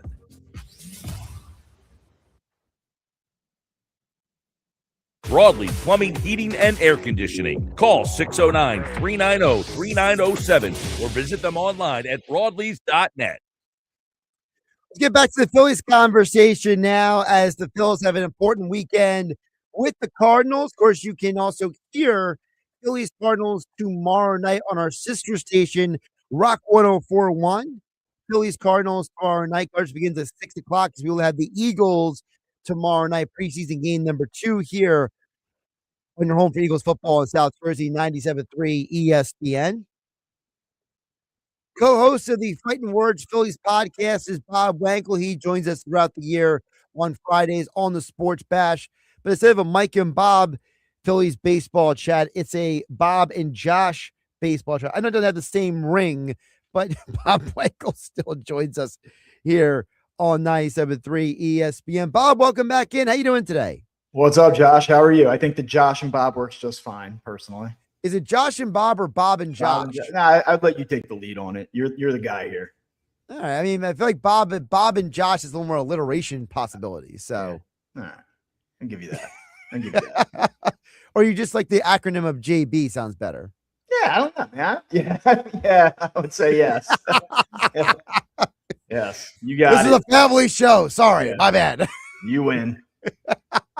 Bob, looking at this weekend, I think one of the interesting conversation points is you just played the Cardinals and you struggled to score against them. Now, all of a sudden, over this run of games and sweeping the Twins, sweeping the Marlins, the offenses come alive. And do we expect the offense to continue this run against a bunch of no-name pitchers this weekend who you just struggled against last week? Yeah, I mean, look, the Phillies, obviously have been a little bit better overall lately, led by the offense. This is a team that you struggled with here recently, and you kind of owe them one this weekend, and it certainly sets up favorably with Luzardo tonight, Sanchez on Sunday, and obviously you don't know what you're going to get tomorrow night with Painter, but they've worked their way back into the fringe of a division race here, and Atlanta has to deal with Milwaukee this weekend, which is a tough matchup. Phillies, I think, have an advantageous setup here. And you'd like to see them kind of keep their foot on the gas a little bit and keep this thing rolling. Overall, since they've made this Arise trade, they've scored the 6th most runs. They lead baseball in walk rate. They're 3rd in batting average, tops in the National League, 2nd on all base percentage, 6th in OPS. They've taken advantage against of some mediocre pitching that they've had to face, but they've been pretty consistently good in terms of generating runs here lately, and they have to try to keep it going this weekend. Just very convenient or inconvenient, depending on who you ask, Bob, that you're facing the same 3 pitchers you faced last week in St. Louis. Your starters struggled against Dobbins, then got to the Cardinals bullpen. They struggled against Leahy and never bounced back. So it's like you're going into this weekend. It's like, well, can these guys learn something? Like maybe this is like the ultimate, litmus test, right? To say, hey, this offense really that improved? Let's see if you learned anything from doing what the Phillies typically do in recent years, Bob, which is, hey, if it's a pitcher that the average fan has no idea who it is, I guarantee you they're going to struggle. Yeah, it does certainly feel like it's kind of going that way. Now, obviously, they've seen a guy like Sandy Alcantara a million times over the years, but he's a guy that they recently had some struggles with and then came back and, got it done against the other night. Not that they exploded offensively, but they at least were able to be productive enough to get another win. So, yeah, I mean, look, are they going to go crazy this weekend and score 8 runs a game? Probably not, but you'd like to think that second time around, quick turnaround. These guys are decent arms, but they're not, these are not elite arms that they're seeing here. And you'd think that they maybe would be set up to have a little bit more success this time around. Bob Wankel joining us for the Fighting Words Phillies podcast, joining us here on a Friday edition of the Sports Bash on 97.3 ESPN. Speaking of Painter, how big is this game for him? Because I feel like we're going to learn a lot about him the rest of this month. I mean, my hope for him is that he can maybe be for the Phillies in the postseason, whether like a Sasaki was last year for the Dodgers, but he got to get there first. He got to show for the next few weeks that he has stabilized what he can be in order for us to believe in him as a bullpen arm in the postseason. Right, Bob? Yeah, I think that's right on. And look, obviously there had been some positive developments with him since he had come back up. He was very good against the Cardinals when he last faced them. That was probably the high watermark of his season, quite honestly. Last time out against Minnesota, he really struggled in the first inning. He had no command whatsoever. He puts him in a huge hole right away. And I'm in no way, shape, or form looking to really give him credit for how he threw the ball last Sunday. But there are, a couple things that I think are somewhat notable about it. As bad as that first inning went, and I mean, it was as bad as it could possibly be. He's able to rebound and get them through the fifth inning and give them a chance to fight their way back into the game. And they obviously go on to win it. And like when you're looking at a young pitcher who is going through it, has really struggled overall, you do look for little things that you can sort of latch onto and say, hey, that's a win. And I mean, that thing could have completely unraveled on him and he could have been out of the game in the second or third inning. And that's not what happened. So, look, do I want to give him credit for that? Like overall, his performance, not really. But I do think that you have to look at that and say, okay, that might be a step in the positive direction. And then also, depending on where you look, there were some metrics that suggested that was probably about as good as his fastball's been in terms of overall stuff so far this season. And you wonder if that carries over into this start. And it's an important one for him in that as well. Not only are you looking to see, can he contribute in a playoff situation should you get there, but, they go out and they add Nestor Cortez this week. And I think there's a few different ways that you could look at that. This bullpen is very vulnerable. Could Nestor Cortez be a guy that works multiple innings for you if everything goes well? Possibly. Could you go to a six-man rotation? Should you solidify a wild card spot and sort of fall out of the NL East? Possibly. But if Andrew Painter goes out and is going to light every game on fire, 2 out of every 3 times he takes the ball, then do you simply replace Andrew Painter with Nestor Cortez? So, as you get into September. So there's a lot of different ways that deployment of Nestor Cortez can go. And I think Andrew Painter to some degree dictates that. Yeah, and I think that the other part of it is, and I know it's not a direct correlation, but the revival of Aaron Nola as a competent, dependable starter, I think probably helps the conversation too, that you're not dreading every time Nola comes to the mound because 8 of his last 9 starts, he's given you some good outings. So now when you look at, Wheeler and Sanchez maybe being quote unquote tired from a long season and Andrew Painter, what he is or isn't now, at least you look at Nola and you're not sweating bullets every time he comes to the mound. Yeah, I mean, look, over his last 7 starts since the All-Star break, he's gone 40 innings. He's allowed 40 hits, 16 earned runs, 11 home runs. So it's all the damage is coming on the home run. 44 strikeouts to 15 walks, 3.6 ERA. I mean, that's pretty good for a number 4 starter. Obviously, the season overall has been a little bit of a disappointment, but he's really given them a boost here over the last month and a half to 2 months. And you're in a position right now where you feel like every time you touch the field, you have a shot to win. You don't feel great about Andrew Painter. You're probably still not ultra confident in Aaron Nola, despite this little resurgence here. But more often than not, you go out there and you feel like they can win a baseball game tonight if they show up. Whereas earlier in the season, 2 out of every 5 guys taking the ball, you felt like we are not going to win tonight. And so the Phillies are in a nice little situation here. Obviously, Christopher Sanchez he's been good. He's limited damage, but he doesn't quite look like Christopher Sanchez. He's been a little bit inefficient with his pitch volume. And Zach Wheeler has gone through it here for the last 4 or 5 starts now. But yeah, I mean, Aaron Nola has been critically important in getting the Phillies back on track and really having them sort of gain their footing after what was a pretty rough stretch coming out of the All-Star break. I've got a lot of questions this week, speaking of the pitching, about Zach Wheeler, and people are trying to figure out, is it just a long season or should we be actually concerned about Zach Wheeler? Yeah, I mean, it's a great question. I mean, I always say if you give me Zach Wheeler going into any situation, I'm going to feel good about it no matter what, just in terms of how consistently excellent he's been, his mentality, and all of those things. That said, right now, you don't feel great about Zach Wheeler in the moment. And it really, I think you have to keep in mind age is a part of this. He's coming off of a significant injury. And I think that we tend to overlook that a little bit just because he was so good right out of the gate coming back. But you do wonder at this point in the season if there's a little bit of a fatigue element to it. And I mean, you really dial in on those last two starts in particular. He wasn't super sharp against the Cardinals, but through 4 innings, he kind of held him at bay. And in the 5th, things unraveled on him a little bit. And, the other night against the Marlins, he was pretty good through 4 innings. In the 5th, he gets the first 2 outs, but it takes him 18 pitches to do it. A ton of foul balls, deep counts.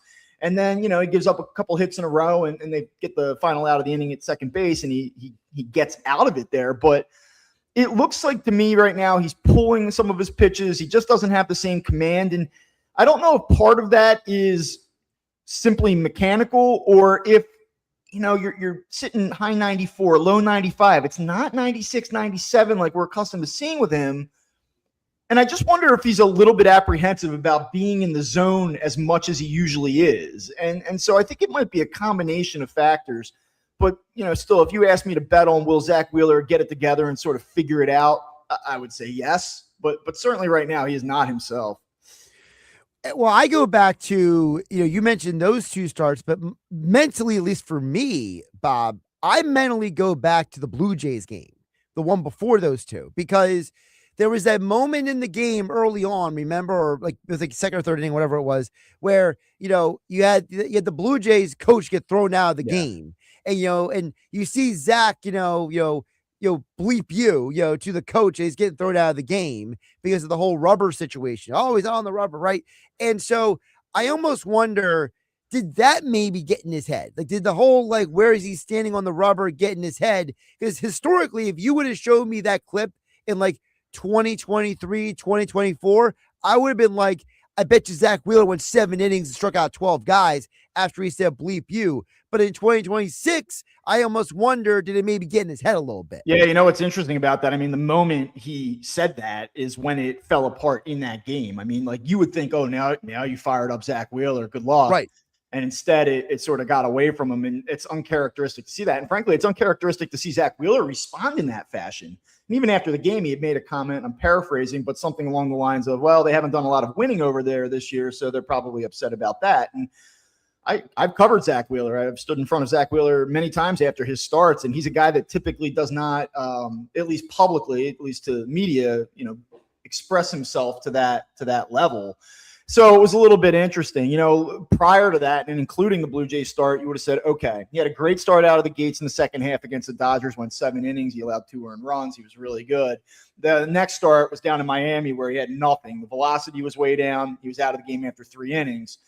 Then he comes back against the Orioles. Game gets, rain delayed, and he only goes 2 innings, but he looked sharp early in that. And then the Blue Jays game,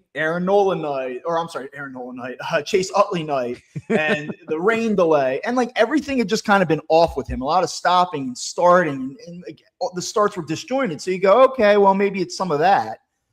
But now you're here, and you kind of say to yourself, all right, it's been about 5 starts now. It's not 2 with rain delays and special circumstances. This is a little bit more of a concern. So these next couple starts for him are going to be big, and I think it's going to really affect, the mindset of the fan base as they go into September about this team's ability to compete. Back up to what you said about Wheeler. He's been doing a lot more talking in general after games this year. Why do you think that is? Is that kind of like him facing baseball mortality with the whole thoracic outlet thing last year? Or is it just a guy getting older, just saying, bleep it, I don't care anymore? I just want to talk, and who cares what I say? What is your read into that? I know that one of the things that you guys like when I come on the show is that I'll usually give you an elongated answer, but I just think the answer quite simply is both. I think it's both the things that you just said. I think he's a guy that I think realizes that his time in the sport is coming to an end soon. And I think that he's just more like, hey, you know what? I'm just going to say how I feel, and I'm cool with that. And I think that's exactly what it is. Looking into the bullpen, Bob, I think one of the big moments that happened the other night was when Brandon Marsh caught that ball on the foul line. that ball, he could have let it go. It could have just been a foul ball, whatever. But he went and got that. When the camera panned back to Bolin, the look of relief on his face was very obvious to me. Like Bolin looked like he almost looked like he was like one bad pitch away from being the sweating bullets meme or gif, And it's like, I almost wonder, Bob, did that moment in the game, was that a moment where Bolin was like, all right, I got this? Could that maybe be a positive for him moving forward for a guy who's really never been asked to pitch this many high leverage innings before? Yeah, obviously he's been one of the, if really outside of Duran, the only pleasant surprise in the Phillies bullpen this year. But he's kind of felt his way through things this week. He had a rough appearance. I believe it was Monday night's game. They all kind of just blend together for me. But then he comes back and again was kind of fighting himself a little bit. And you go, man, if it doesn't work with Jonathan Bolin, this team's in a lot of trouble. And I do think that was a situation where he was able to relax a little bit and, he's able to bear down after that. And you hope that kind of carries over and gets him back on track because he's been so good and he's been really good at attacking the zone and being efficient. And it's kind of gotten away from him a little bit over the last couple of games. So moving forward, what do you think this bullpen, okay, two different questions, maybe we could blend into one. What is the Phillies bullpen and what should be the Phillies bullpen moving forward? Oh, the Phillies bullpen is bad. I don't think that there's really any other way. I don't think there's really any other way to describe it. I mean, frankly, you can look to things and try to latch onto them and say, this gives me some hope. Like, for instance, one of the issues for Ryan Kerkering this year, other than fielding balls hit back to him, it's just he's not throwing enough strikes. He's not in the zone enough. And he really struggled with that in June and July. But in August, he's made 9 appearances, 7 2/3 innings, and he's only walked 1 batter. So, like, if you're looking for something positive, you'd say, okay, well, you know what? Maybe he's figuring something out again. But the bottom line is, Jose Alvarado and Ryan Kerkering are probably your 2 primary setup guys right now. And since the All-Star break, they have a combined 5.47 ERA. And it's just really hard to imagine making the playoffs is one thing, but doing anything in the playoffs against better teams, it's very hard for me to wrap my head around the idea that Ryan Kerkering and Jose Alvarado are probably your 2 highest leverage arms. And I understand that, outside of Jonathan Bolin, that should go, I guess be assumed at this point. And Brooks Raley's a guy, he's a veteran that can get guys out from the left side. And he's been okay against righties this year, but that's not a guy that you say like, hey, like it's the 7th, 8th inning in a big spot, it's lights out either. So you kind of have to hope that you're getting something more out of McFarland here. The early returns have been interesting. He struggles with his command a little bit, but in the next 6 weeks, can he get to a place where he's able to take a big step forward? Like, you better hope so. I mean, this bullpen is just thin. And, there's this idea, could Gage Wood be brought up here at some point? Like, I don't know. I guess I would doubt it. Does Andrew Painter take down innings for you in a playoff series? Does Jesus Luzardo sort of do the hybrid thing, the way that we saw it against LA? Like, there's ways that you can navigate it in the playoffs, but just night in, night out, going through the grind, this bullpen's going to lose some games for them going down the stretch. There's no question. Bob, before I let you go, you mentioned about Nestor Cortez a little bit earlier. What is the Phillies' obsession with going to the discount rack at Marshall's every July and August? I don't understand this. It feels like every year it's this year's Nestor Cortez. Before it's been Walker Buehler. Maybe years past they traded for Michael Lorenzen, right? It's like, what is up with this? Hey, we should have gotten pitching earlier in the year, but because we didn't, who is the cheapest random dude we could find possible to throw in there and hope for the best? Yeah, look, I mean, at the deadline, I really felt like what they had done was fine, but the biggest priority to me was adding another high leverage reliever. But I also understood the need to add to this rotation and just get yourself some level of insurance. There's guys like Brady Singer, right, who are 5-inning, 3-earned, 4-earned run guys every time out. I'm like, does he make you an infinitely better team in terms of win-loss at the end if everybody stays healthy? Probably not, but he's really more there to just eat innings and be an insurance policy.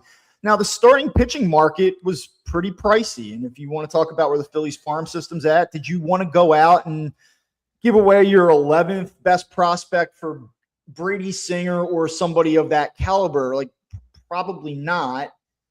And so, yeah, I mean, like, could they have gone out and done a Robbie Ray, who's also not been great? Like, sure, they probably could have gotten involved in that. There were guys out there to be had, but I just think that they didn't want to pay the prospect price, and they probably figured we have our main guys, our top 3 guys. If one of them gets hurt, we're in a lot of trouble anyway. So this is more about depth and adding to the fringes, and this is the direction they took. I'm not telling you that that's what they should have done, but like, I guess that's the case you can make for it. Like, if we're just adding an insurance policy, then why give up prospect capital to do it? He's Bob Wankel. Check out the Fighting Words Phillies podcast for all your Phillies coverage. Of course, Bob joins us every Friday here on the Sports Bash on 97.3 ESPN. And Bob, it is Happy Hour Friday. What are you cracking open this weekend? It's an IPA Friday, Josh. We're gonna have about 3 to 4 IPAs between the 5 and 7 o'clock hours, and recover and be off to bed by 10. I'm an old man. I got 2 little kids. I'm 40 years old. I just don't have a lot of juice right now, man. And yet somewhere Trevor Wallace is shaking his head at you. Yeah. Bob, take care of yourself, all right? Say it. Josh, I think Philly for Mike Gill here on the Sports Bash on 97.3 ESPN. That's one of those inside. If anyone's ever watched Trevor Wallace, the Instagram social media comedian, he became famous for his rant, and part of one of his videos, he basically ripped people for drinking IPAs. So that's the inside joke. If you don't know, now you know. All right, try to fill you guys in on the inside joke here on 97.3 ESPN. All right, coming up on the other side on Sportsman-like moment of the day, it has to do with the Chicago Bears. What does it mean for the Philadelphia Eagles? We'll hear that coming up next here on the Sports Bash on 97.3 ESPN. The Birds are back. Catch Philadelphia Eagles preseason football as the Eagles get ready for the 2026 season. Heading to Foxborough to face the AFC champion Patriots. Tomorrow night, pregame coverage starts at 6 with Merrill Reese and Mike Quick calling all the action starting at 7. He takes his drop. He's looking. He's grabbed. They're going to sack him and throw him down at the 23-yard line. Jalen Carter. This is South Jersey's radio home of the Philadelphia Eagles. 97.3 ESPN. When adventure is calling, turn to the experts at Whitehorse RV Center. For over 50 years, families and adventurers have trusted Whitehorse RV to find industry-top brands and the floor plans that fit every lifestyle. From travel trailers with bunk beds and outside kitchens to motorhomes and destination trailers. Whether you're hitting the open road or planning a local campground getaway, it's about experience, selection, and people who care. See why generations have answered the call with Whitehorse RV Center, because your RV adventure starts here.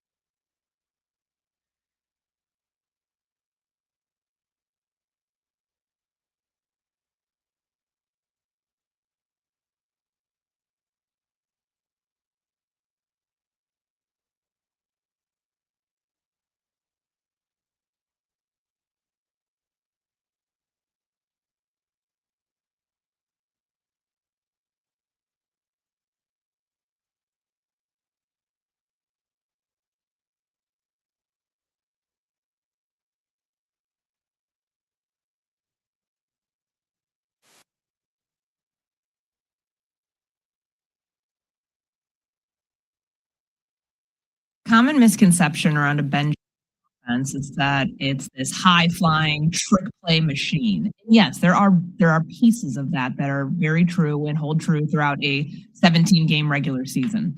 The bread and butter of this unit, of this team, is the run game. He takes so much pride in that. So when it doesn't work, like what we saw at the beginning of last season, he becomes obsessed with trying to fix it. And in order for that to happen, it's also got to be on the defensive side of the ball. And he said that too, but sometimes as an offensive coach, you're so wrapped up in what you're doing.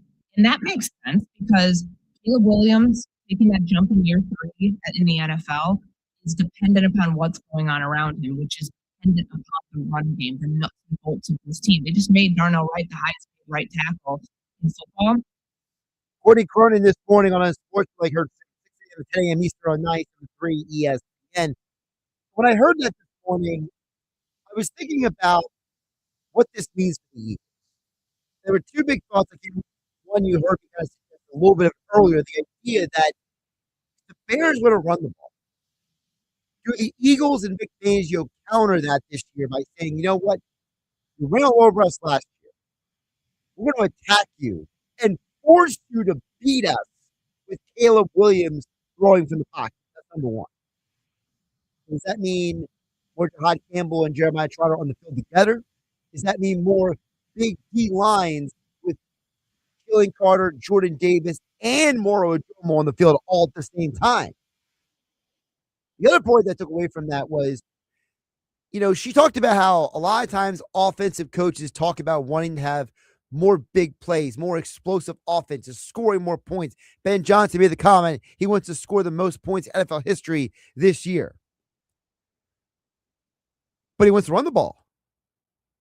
Could that be a huge key to the Eagles' offense? New offensive coordinator Sean Mannion. Big, fast-paced, high-energy, explosive potential offense this year. But could the real bread and butter be, hey, Saquon, you want to rush for 2,000 yards again to help us have a more explosive passing offense? Something to think about. On Sports Like Her from 6 a.m. 10 a.m. Eastern here on 97.3 ESPN Monday through Friday. Coming up next, Andrew DeCecco for today's Football at 4.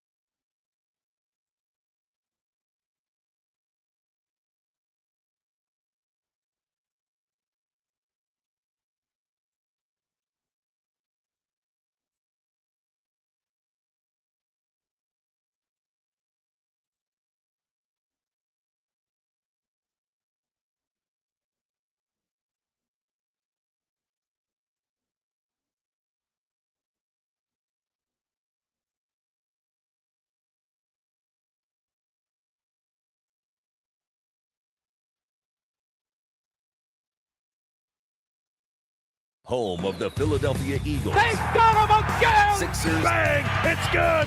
Ball game! And Flyers. Tipped in front of the net! 97.3 ESPN. WENJ. WENJ HD. Millville, Atlantic City. A Town Square media station serving all of South Jersey.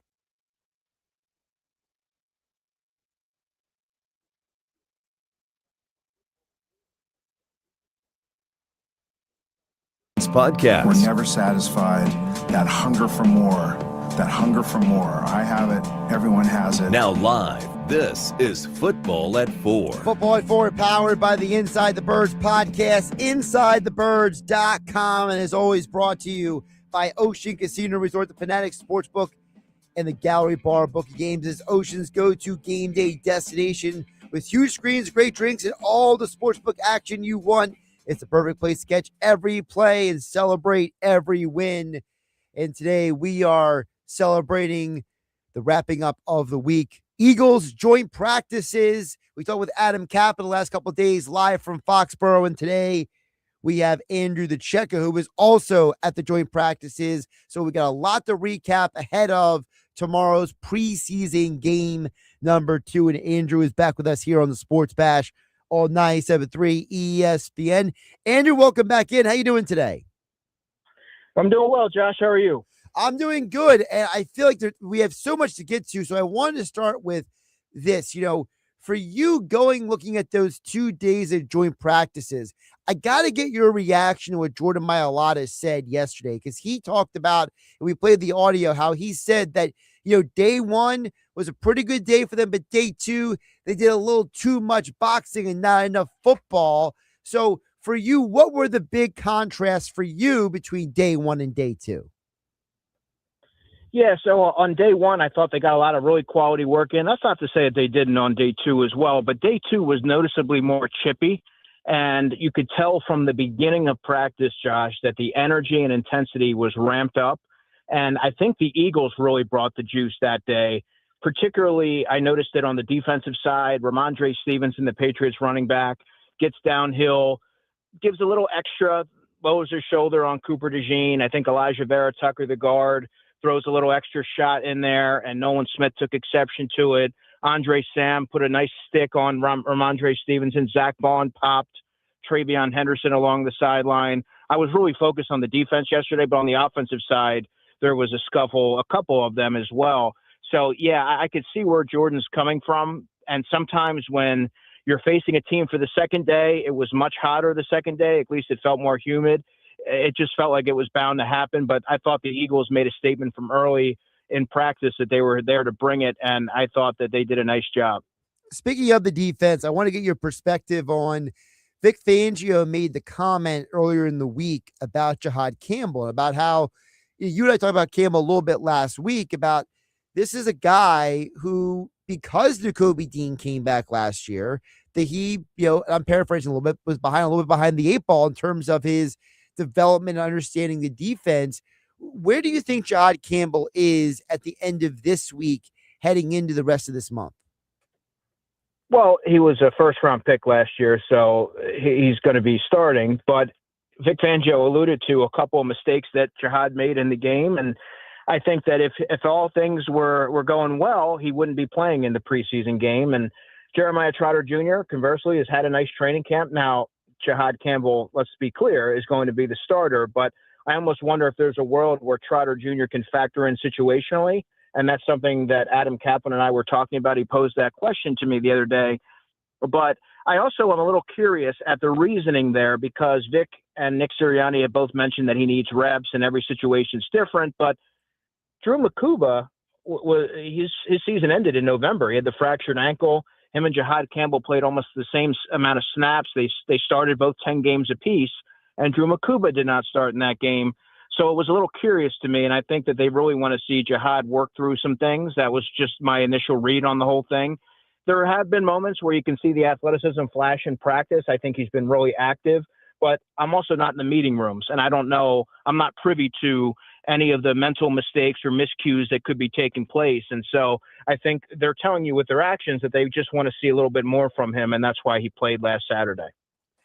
And when you talk about situationally, I don't want to put words in your mouth. So just to give you the opportunity to clarify. So, like for example, when the Eagles play teams that maybe are more run-based teams, like are you talking about maybe getting Campbell and Trotter on the field together? Are you talking about maybe finding opportunities for them to have, different roles and different looks? Like, is that what you're talking about when you're talking about getting those guys more opportunities? Opportunities to get him on the field in a game and situational, whether it's short yardage, whether it's certain down and distances that maybe Jeremiah Trotter Jr. might execute it a little bit better. Maybe he sees it a little bit quicker, play recognition, ability to diagnose. I just think that I know that Vic Fangio does not traditionally rotate linebackers, but when you have someone like Trotter Jr., who has had a good camp, he had a good camp last summer, and there's different things that he brings from an intangible standpoint that I think that they could incorporate into the defense and maybe add another layer to it. But make no mistake about it, Jihad Campbell was drafted in the first round for a reason. He brings you a certain unique athletic traits there that maybe you're not really going to find around the NFL. I think he's very much so the modern day NFL linebacker in terms of his movement ability. But there's more to it than that. And that's why I think the Eagles kind of have the best of all worlds with those three linebackers. Talk with Andrew. Check out today's Football at 4, powered by the Inside the Birds podcast. Check out all of his coverage of the Birds over at InsideTheBirds.com. Andrew, you mentioned Andrew Bakuba a moment ago. Talk to us about safety. What were you observed from the joint practices at safety? Because Fangio, he did talk about guys like Michael Carter and others during his presser this week. What were my impressions? On safety. Yeah, I mean, look, Marcus Epps has been the front runner, and that's been something that's been a common theme throughout training camp. And for everything that Marcus Epps brings, he's a steady, consistent player, very instinctive, high football IQ, but he's not one that's going to typically make the big play. But he gives you a certain level of stability there, whereas Michael Carter is new to the position. But Michael Carter, I would argue, elevates the ceiling of the defense because he's around the football a lot. He gives you certain traits that maybe you otherwise wouldn't have from that position, meaning short area quickness, eye discipline, ability to break on the football. Some of his traits that carried over from him being a high-end nickelback where he was with the Jets, where he was once the highest paid nickelback in the NFL. I just think that he brings a little something different. And the way that the NFL is trending, the modern era, you need to have safeties that allow you to be multiple and that can cover some ground and allow you to do some different things defensively. I think Michael Carter has probably had a slightly better summer, I think is fair to say. That's not to say that Marcus Epps has had a bad summer, because just because you haven't seen him make a lot of plays, that's not always the biggest indicator. He's always seems to be in the right place. He's not giving up big plays. And I think there's a lot of trust there when it comes to Vic Fangio in Marcus Epps. But I think Michael Carter is an interesting player because he does have the range. Now, sometimes his versatility may work against him because he wears three different hats. And so he's someone that you can deploy in a number of different ways. And I think that they're going to find a way to get him on the field. Andrew, one more on the defensive side of the ball. Talk to us about your observations from joint practices when it comes to the edge rushers and the D line. Obviously, Jonathan Grenard, we don't know when he's coming back. So without him, a lot of focus and curiosity is about who is the guy is going to be outside of Jalix Hunt. We know Hunt has popped. He has developed well. But what of the other guys are you looking at, and what have you observed? Yeah, well, outside of Jalix Hunt, I think Nolan Smith has had a good training camp. It's been quiet, but he's been effective. He's a violent edge setter. He's added weight and strength to his frame. And I think that he's provided some good pressure in practice. He brings a lot of intensity. I think he's kind of growing into more of a leadership role. And he's healthy. Most importantly, he's healthy at the stage of the game, which is incredibly important for him because injuries have kept him from, I think, reaching his fullest potential. And I think he's had a nice camp. Then beyond that, you have AK Ebiketie, goes by AK, and they have AJ Epinesa. And Ebiketie is someone that I've taken notice of. He's done some good things in terms of just setting the edge. I think he's shown some juice as a pass rusher in different circumstances, and he's played a lot of football. He had some juice there. Then you have someone like AJ Epinesa, who's played a lot of football. He's being asked to do things that he hasn't had to do before, but he's working through some things. And if you listen closely and pay attention to what Vic Fangio says, you'll hear that he seems intrigued with the player, and his body type, Josh, is different from the other players in that room. He's more of a bigger bodied run defender type, and he does bring a little bit of an edge to him. I like the way that he plays the game. I remember talking to Josh Wayru, the Eagles rookie free agent, in his first ever NFL game, talked to him afterwards, and he said that in the first or second play of the game, when he watched A.J. Epinesa set the edge, he said to himself, oh, okay, it's on now. The game's on. So that tells you the kind of player that he is and the way that he plays the position. I think he adds a different dimension to that edge rusher group. You just mentioned about how Fangio has talked about A.J. Epinesa. Can we hit on that real quick? Because you talked about earlier about how, hey, Jeremiah Trotter might be a guy who gets play action in certain matchups, certain situations. Is Epinesa potentially could maybe be that kind of guy too, where if you're facing certain teams with certain formations or certain situations in a game, that he could be a valuable piece for Fangio to deploy defensively? Yeah, I think so. I don't know that they're going to want to expose him too much in coverage. He's never had to cover a wheel route before prior to last Saturday. But I would also counter that by saying that I think Nolan Smith is one of the better pound-for-pound edge defenders when it comes to defending the run. Very throwback. He's kind of like a throwback kind of player. And Jalen Hunt's really molded himself into an effective two-way player as well. So I think they have a lot of complementary pieces there. And yes, I do think that there's a world where Fangio, who can be creative in how he deploys his personnel, and get a guy like A.J. Epinesa, who's, again, played in over 90 games, I believe, in the NFL. So you got to find a way to incorporate him, but certainly not at the expense of your two top pass rushers, not including Jonathan Grenard. Yeah, and not to get too far ahead of ourselves, Andrew, but, my mind, I'm thinking about the schedule this season, right? You're going to play a Bears team at Chicago this year. You're going to play different teams that are going to throw at you maybe some non-traditional formations or looks, or that might be scenarios where you might say, hey, if they're running 12 personnel or they're trying to run something different at us, there might be guys on Fangio's defense that he might say, you know what, in those matchups, this guy could be maybe more valuable than, let's say, against a team like the Rams might give you something different.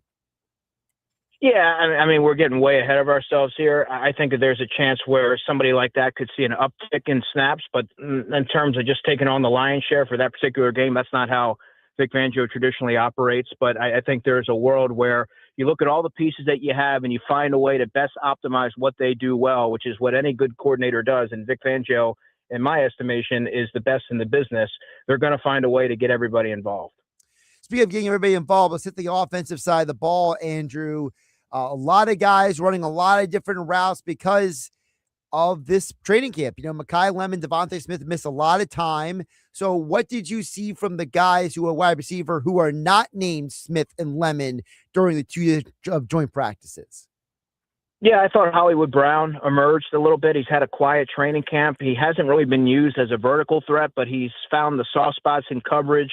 I think a play that really illustrates what he's been all about in his career was on Monday's practice. He caught a pass right in front of Tariq Woolen, and he had his back to him, but he had a really good feel for spacing and able to navigate that and pick up yards after the catch. I think the Eagles need to find a way to get him in space if they're not going to use him as a deep threat, which no team that he's been on has found a way to tap into that for whatever reason. But I thought he's emerged a little bit. He caught a nice pass for a touchdown with good coverage from Kindle Vildor, the cornerback for the Patriots, in a situational period. And he actually caught one before that he couldn't get his feet in, but Hurts went right back to the well. Elijah Moore missed the second practice with a neck injury, but prior to that, he's been someone that Jalen seems to have some trust in as a chain mover, not typically. I say typically because he caught a deep pass in that practice, but not typically as a big play guy, but more as someone who can effectively move the chains and keep the offense on schedule.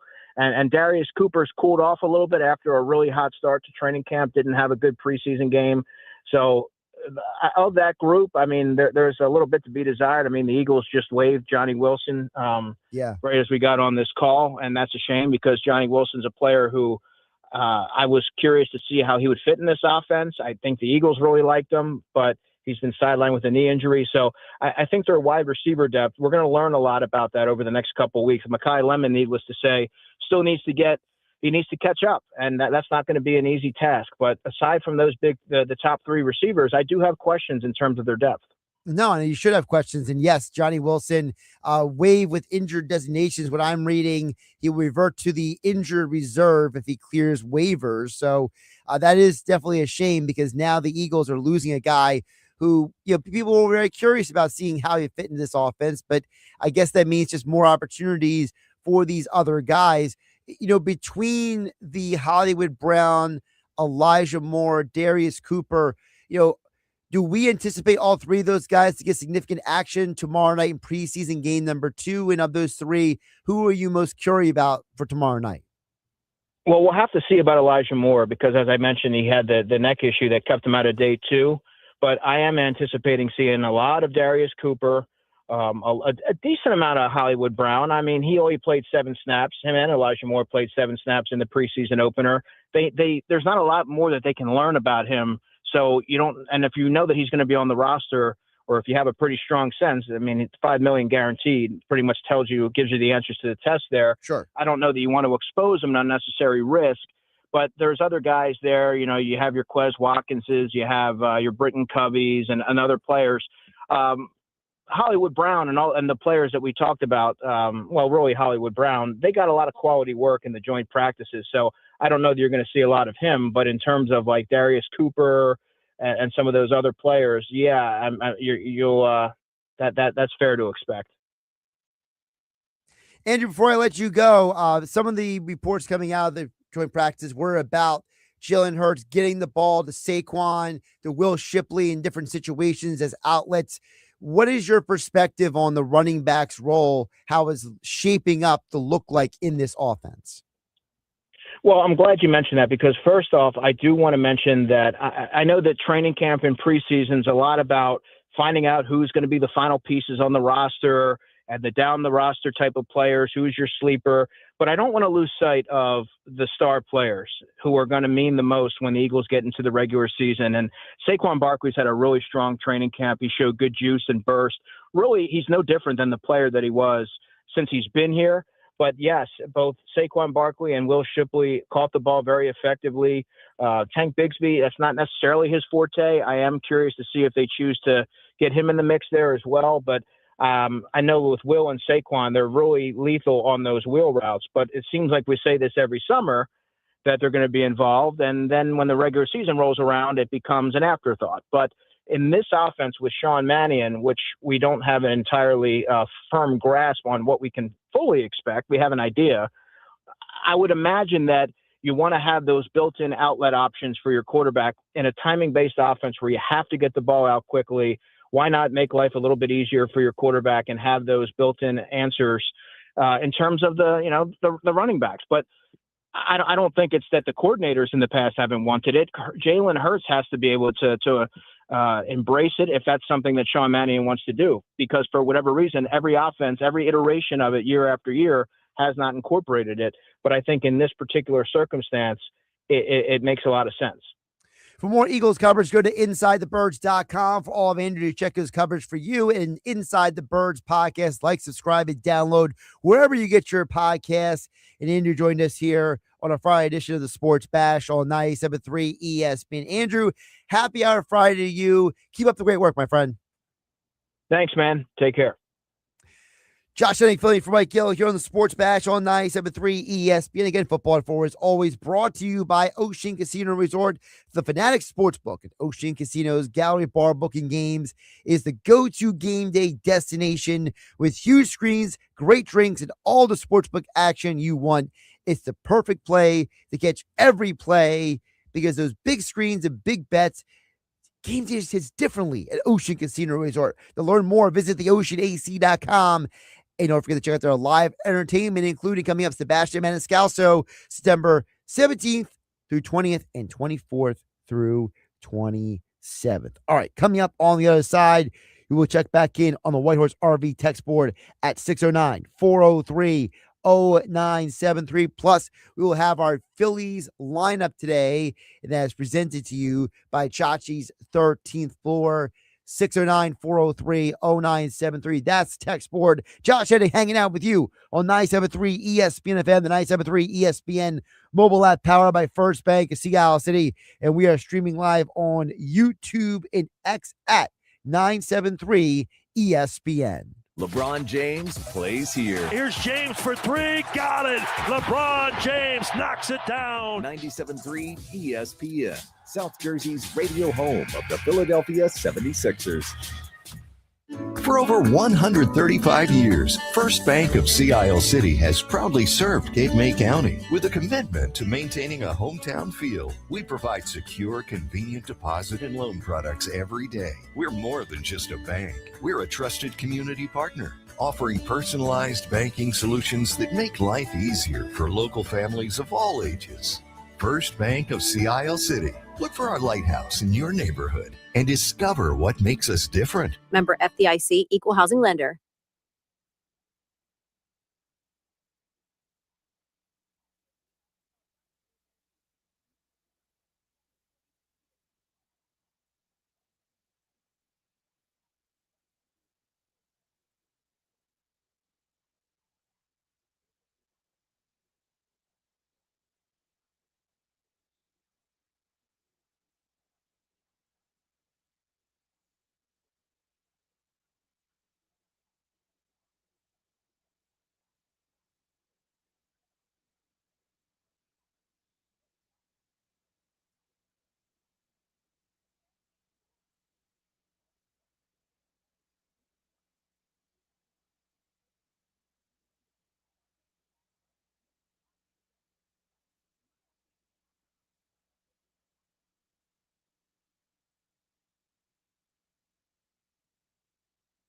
When you see this in your kitchen, The stainless steel fridge is covered in fingerprints. you hear this. Leslie, people are going to think you were raised in a barn or by wolves or raised in a barn by wolves. Fortunately, Wyman Stainless Steel 3-in-1 cleans, shines, and protects to give you the best shine. A spray and a wipe will have your fridge shining like a mirror. Wow, my fridge looks brand new. Your fridge looks amazing, Leslie.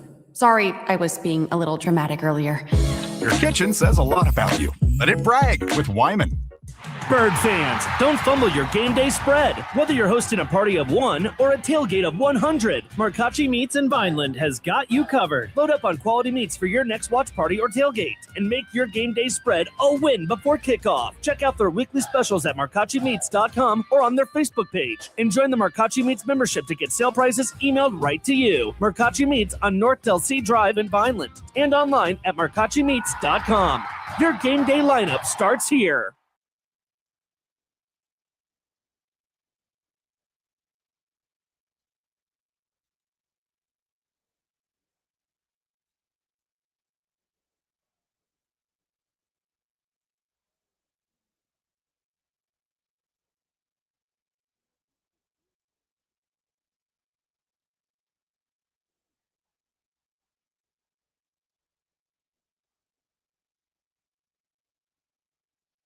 Hey, Birds fans, it's about that time. Football season's back, and Boardwalk Honda is giving you the chance to score big. Stop in and take advantage of game-changing savings all month long. Shop their lineup of new, pre-owned, and certified pre-owned Hondas. They have something for everyone, and credit problems are no problem with over 25 financial lenders to get you approved and on the road to victory. Visit them in Egg Harbor Township or online at boardwalkhonda.com.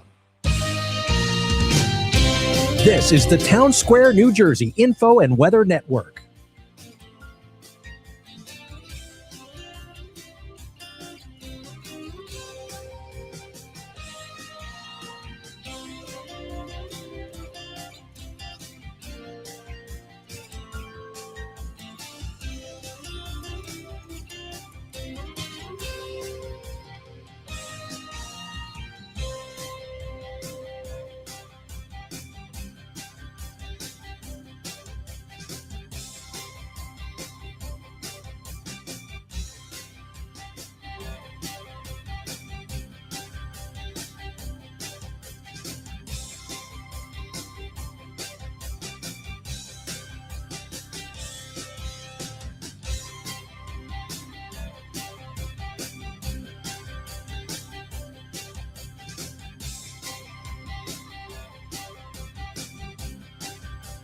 Go for the fun times and the tan lines.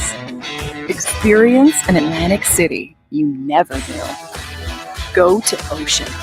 Go for the win. Must be 21 or older. Gambling problem? Call 1-800-GAMBLER.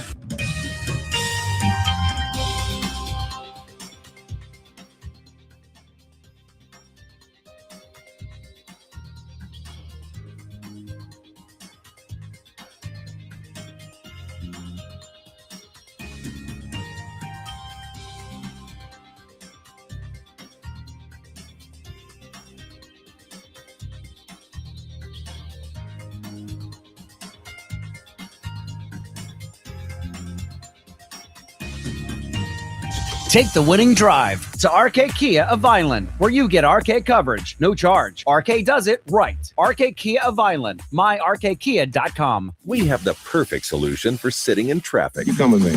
The Sports Bash with Mike Gill on 97.3 ESPN. And 3 ESPN mobile app. Josh Hennig back here on the Sports Bash, 97.3 ESPN. Try to bring you the Phillies lineup here on the Sports Bash. Of course, the Phillies lineup each day is brought to you by Chachi's 13th floor at Rapichi's. It's now open. And fantasy football season means it's time for you to book your fantasy football league draft at Chachi's 13th floor. At Phightin.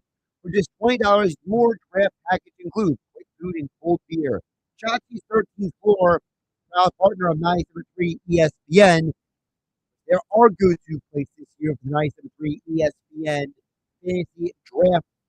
We'll be streaming that as well on YouTube and X. But until then, now is your chance to win a gift card to Villa Rapichi by texting your name and where you're from. Now, the Phillies didn't score 13 runs this week. You still have a chance to win a $25 gift card. You text your name and where you're from, the 609-403-0973. Yes, $25 gift card to Villa Rapichi. So text in 609-403-0973. So the Phillies lineup today is, well, predictable.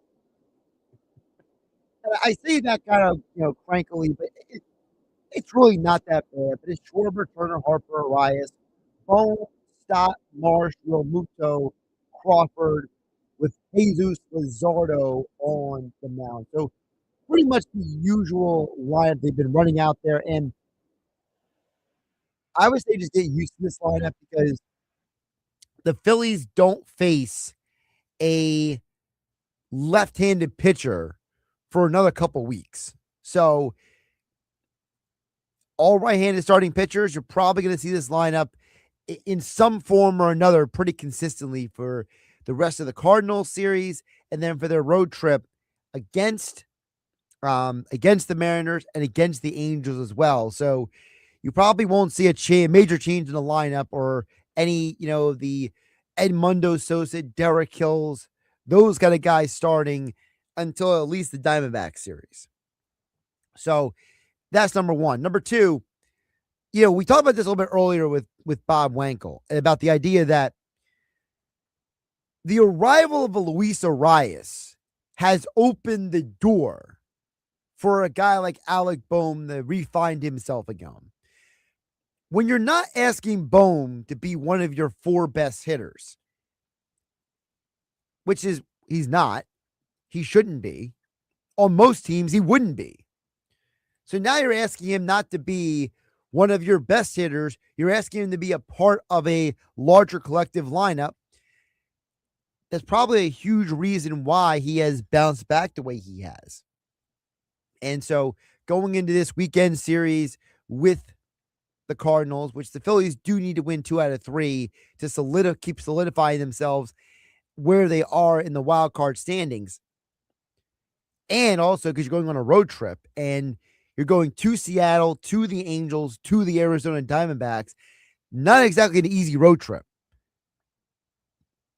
I know the Mariners and Angels are not two of the best teams in baseball, but going on the road is not easy. So let yourself win some games at home, get yourself on a positive run, and now kind of propel yourself into a good rest of September to get ready for Red October.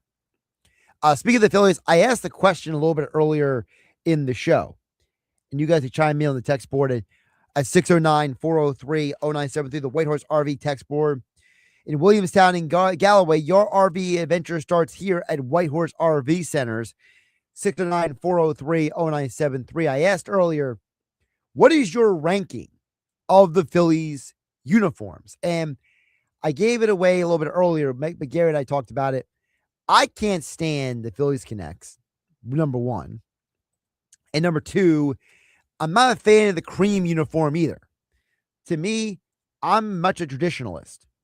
I love the red pinstripe. I am a huge fan of the Phillies red pinstripe. I always have. I always will. And so for me, I look at it as my personal ranking would be number one, the red pinstripe. Number two, I'd probably go with the powder blue. They haven't brought it back, but I would love to see the maroon P uniform make a return in some form or another. But without that returning, I do like the road grays. And Nick over on the YouTube stream chimed in a little bit earlier. He brought it up that I mentioned this earlier, and he seems to agree with me. He talks about on the YouTube stream about the red top getaway alternate. I'm with you, Nick. I think the fresh red top, especially when they have it on a getaway day or even when they go on the road. They did this a few times in the past where they've had road games where they wear the red like spring training top with the grays. I'm cool with that too. To me, anything that amplifies Phillies red or the maroon Phillies P, I'm on board with that. Anything that doesn't amplify those two, I don't like. I'm not a fan of it. So I see Nick on the YouTube stream hit me up on that. A couple texts coming in. We want to get to is 609-403-0973. Lots of messages coming in throughout the show about the birds. So we will get to those messages as well. But I do have Richie from Little Lake Harbor asking any updates on Mike Gill and his team. So Richie in Little Lake Harbor, for those who like yourself didn't get to hear Mike Gill, joined us yesterday. He called in live from Jamestown, New York yesterday here on the Sports Bash. If you didn't hear that conversation, you can go hear the whole conversation over on the 97.3 ESPN YouTube channel. But Mike Gill said, so now they're in the knockout round. They were able to grab the number one seed in the knockout round. So they play tonight at 7 p.m. This is the A-Shore team. And of course, if they win tonight, then they play again tomorrow. If they win tomorrow, they are in the finals on Sunday. Now, Mike Gill is returning on Monday for the Sports Bash here on 97.3 ESPN. So whether they win or not this weekend, he will return. It's just a question of, do they return champions or not? But that's the latest update on his baseball team. A couple messages coming in throughout the show about the Eagles and our expectations for them. One message coming in on the YouTube stream says, how healthy is the offensive line? That's a massive reason why the offense wasn't doing well last year. Well, the offense is healthy. I mean, the line is healthy right now. How healthy are they? I guess that's up to interpretation. Everything that I have heard and read, Lane Johnson is 100% back. Cam Jurgens, whatever the treatment he got for his injuries in South America, seemed to have done wonders for him. So he's back fully healthy. And Landon Dickerson has talked about that it's the healthiest he's been in a couple of years. So the offensive line is healthy. Now the question is, what does that mean? What does that mean when it comes to the new offense? Well, the offensive lineman has said that this new system is actually easier on the O-line than the past system. So I would assume that between the health of the offensive line and an offensive system that makes it easier for them to do their job is probably a win-win for everybody with this offense. I see Angie and Tuckerton chiming in on the YouTube stream. She says, I took words out of my mouth regarding the Bears, Cowboys, and Giants. PTSD from last year, especially Black Friday. And I'm hoping Vic has some answers to stop those run games. Yeah, we talked about this a little bit earlier in the show. I think where Jeremiah Trotter, AJ Epinesa, those guys are going to start seeing playing action against teams that have good run games. When you have guys who are very good at downhill attack, my perspective is I think that is where the value is going to be for those guys. So I think that the Bears, you heard Courtney Cronin say it in the last hour. She covers the Bears for ESPN.com. The Bears love to run the ball. So they love to run the ball. How do you counter that? Well, you get more bodies on the line. You get more bodies in the box. And it's not like Cole Kmet and Colson Loveland are like the greatest, receiving tight ends in the world. So you could ask a Zach Bond or potentially a Jahad Campbell to cover those guys in space. Or if you want to get creative, do you have Jilix Hunt drop in a formation here and there? Because he is very athletic. He used to play safety before he became an edge rusher. You could get creative with those games against the Bears. And I mentioned the Giants earlier. The Giants got a fullback now, okay? John Harbaugh, former Ravens head coach, brought Ricard from the Ravens to the Giants with him. So between Ricard and Scadaboo and them signing Najee Harris to their team, I expect the Giants to have a strong run game. Cowboys have an underrated run game. Javonte Williams played well last year. And if the Cowboys O-line can stay healthy, which they've had a lot of problems staying healthy in recent years, but if they can stay healthy, they have a very strong run attack as well. So I think that Angie Tuckerton is right. There's at least 5 games on this schedule for the Eagles where you got to deal with teams that like to run the ball. How do you handle that? I would say on top of those 5 teams, I am curious to see, do the Steelers end up running the ball more because Aaron Rodgers is getting older? Do the Seahawks keep running the ball the way they did without Kenneth Walker?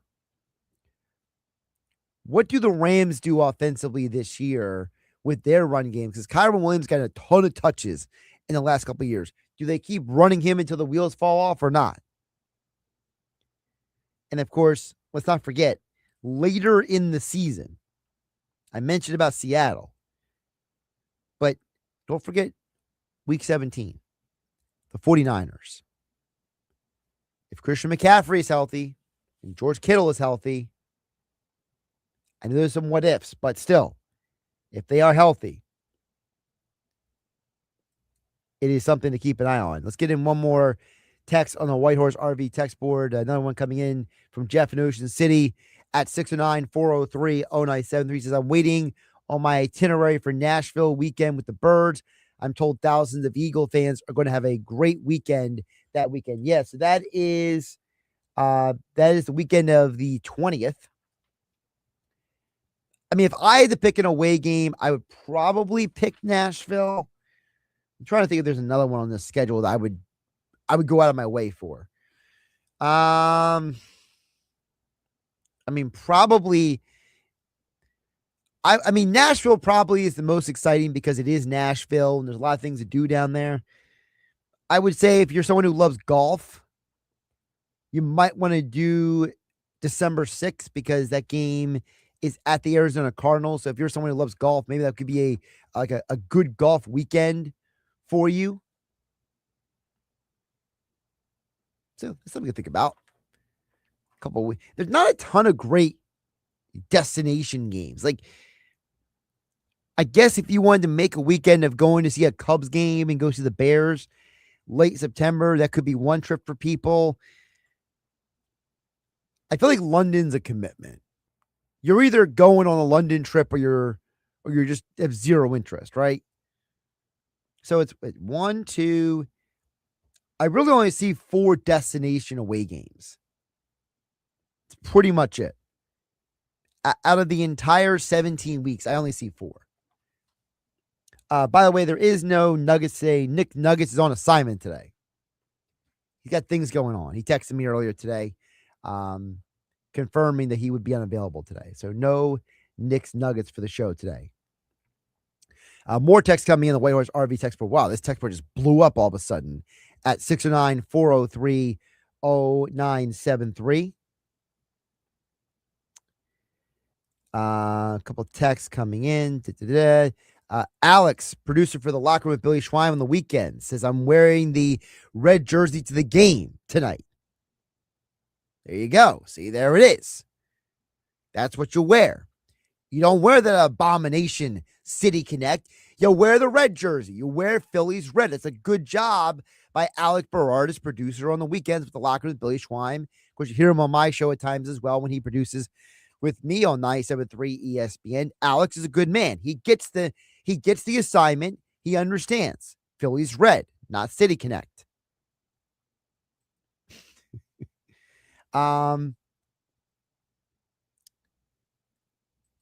Let's see here. We got John and Avalon chiming in. Hey, Josh. Great to hear you're still filling in for Mike Gill. Looking forward to tomorrow night. I want to see throw of the 2s and 3s on the offense on our team so you can stand out and make the squad. Also, shout out to Steve from Stern Harbor, who I met in the Wawa in Claremont about 20 minutes ago. We were talking sports, and he says he's an avid listener to the show. Well, shout out to Steve from Stern Harbor Boulevard.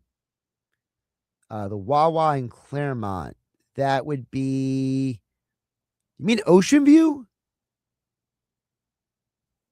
Because Claremont's more like near like Slack Tie Brewing.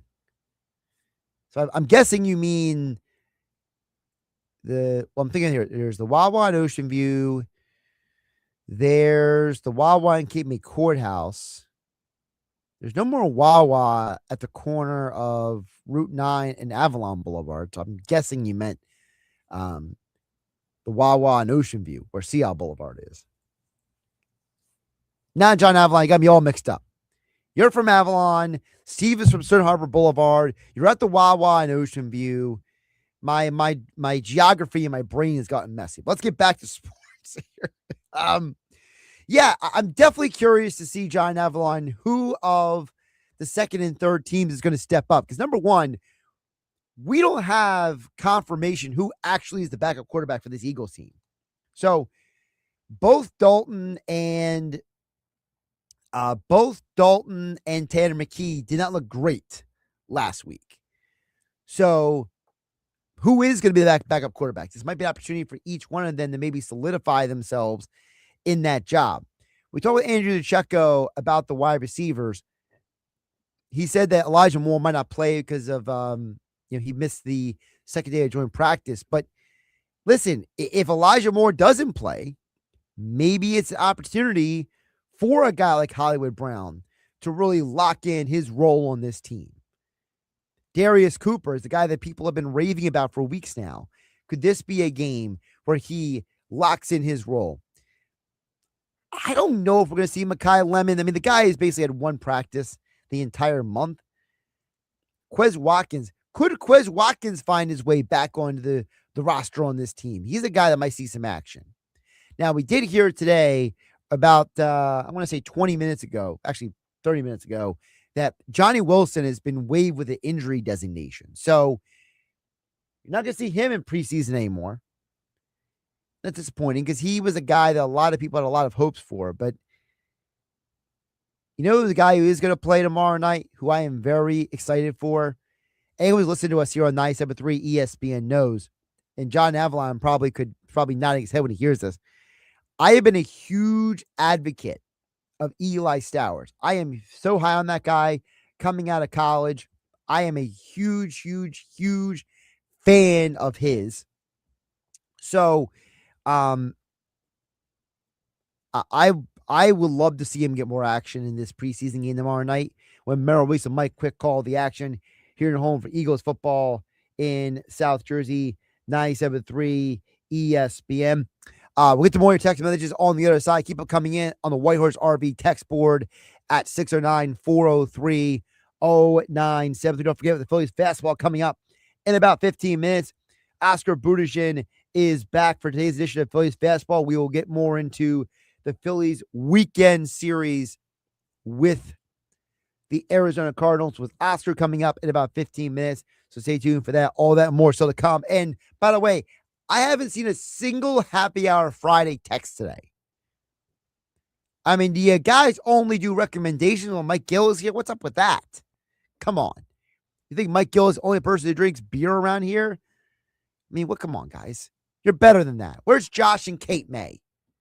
Where is Josh and Kate? I haven't heard a text from that guy all week. You think that guy would be texting Josh, filling in for Mike Gill on the Sports Bash on 97.3 ESPN FM, the 97.3 ESPN mobile app powered by First Bank of Seattle City. And we are streaming live on YouTube and X at 973 ESPN. It's the Sports Bash with Mike Gill. Keeping the fans entertained and happy. On 97.3 ESPN and the 97.3 ESPN free mobile app.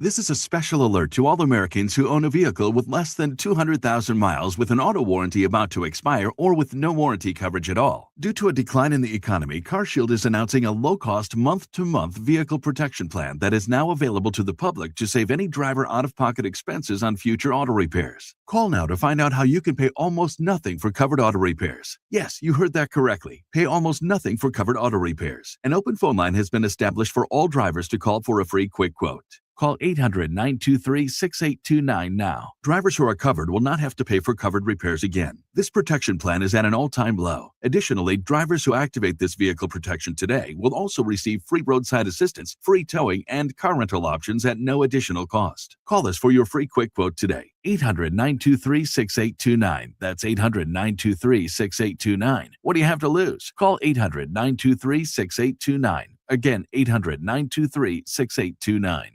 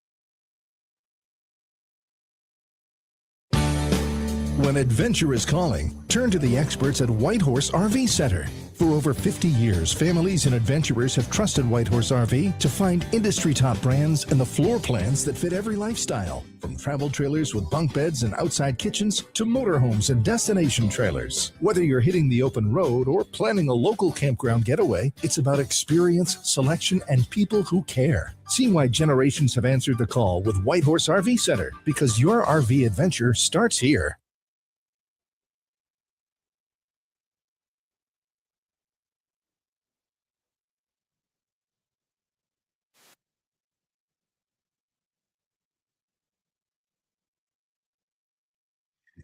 Score 52 on the Sports Bash here on 97.3 ESPN. I never anticipated John and Avalon's text to completely, like, derail our conversations. And I mean that in the most positive way. Because so John texted in, he ran into somebody at Wawa, right? First of all, shout out to John and Avalon. He confirmed, yes, he goes to Wawa. He agrees with me about Eli Scout. So I got that right. But then out of nowhere, I want to remind everybody, here was John and Avalon's scripture. Shout out to Steve from Stern Harbor Boulevard, who I met at Wawa. So I get a text as well. Somebody else texted in and confirmed that the Wawa that John and Avalon is talking about was the Seattle Boulevard Wawa. But then the person goes on to give me like a full detailed explanation of who the person is. He goes, yeah, I know who Steve is. He graduated from Middle Township. He has a twin named Dave. His dad owns a business in Stern Harbor. Like, this whole thing went nuts. I got people confirming to me what the Wawa is. I got a guy telling me the guy's full name, what year he graduated. I didn't give that out, obviously, but like is there some sort of internal network of information I don't know that was out there? I mean, I know Cape County is a small community, and I always appreciate running into people whenever I go out. I mean, the fact that one person knew the Wawa, another person texted in, knew exactly who Steve is. Like, y'all okay out there? I mean, that was just wild. By the way, we found Josh from Cape May Courthouse. Sorry, Josh from Cape May. He's got a happy hour Friday recommendation. I'll get to that in the next step. I'm sure Josh from Cape May heard his name. That's why I texted him, right? If I didn't say Josh Cape May's name, would he have texted in a happy hour Friday recommendation? That's the question I want to know. I got people texting and laughing emojis now. Multiple people. Phillies fastball next on 97.3 ESPN. The Birds are back. Catch Philadelphia Eagles preseason football as the Eagles get ready for the 2026 season. Heading to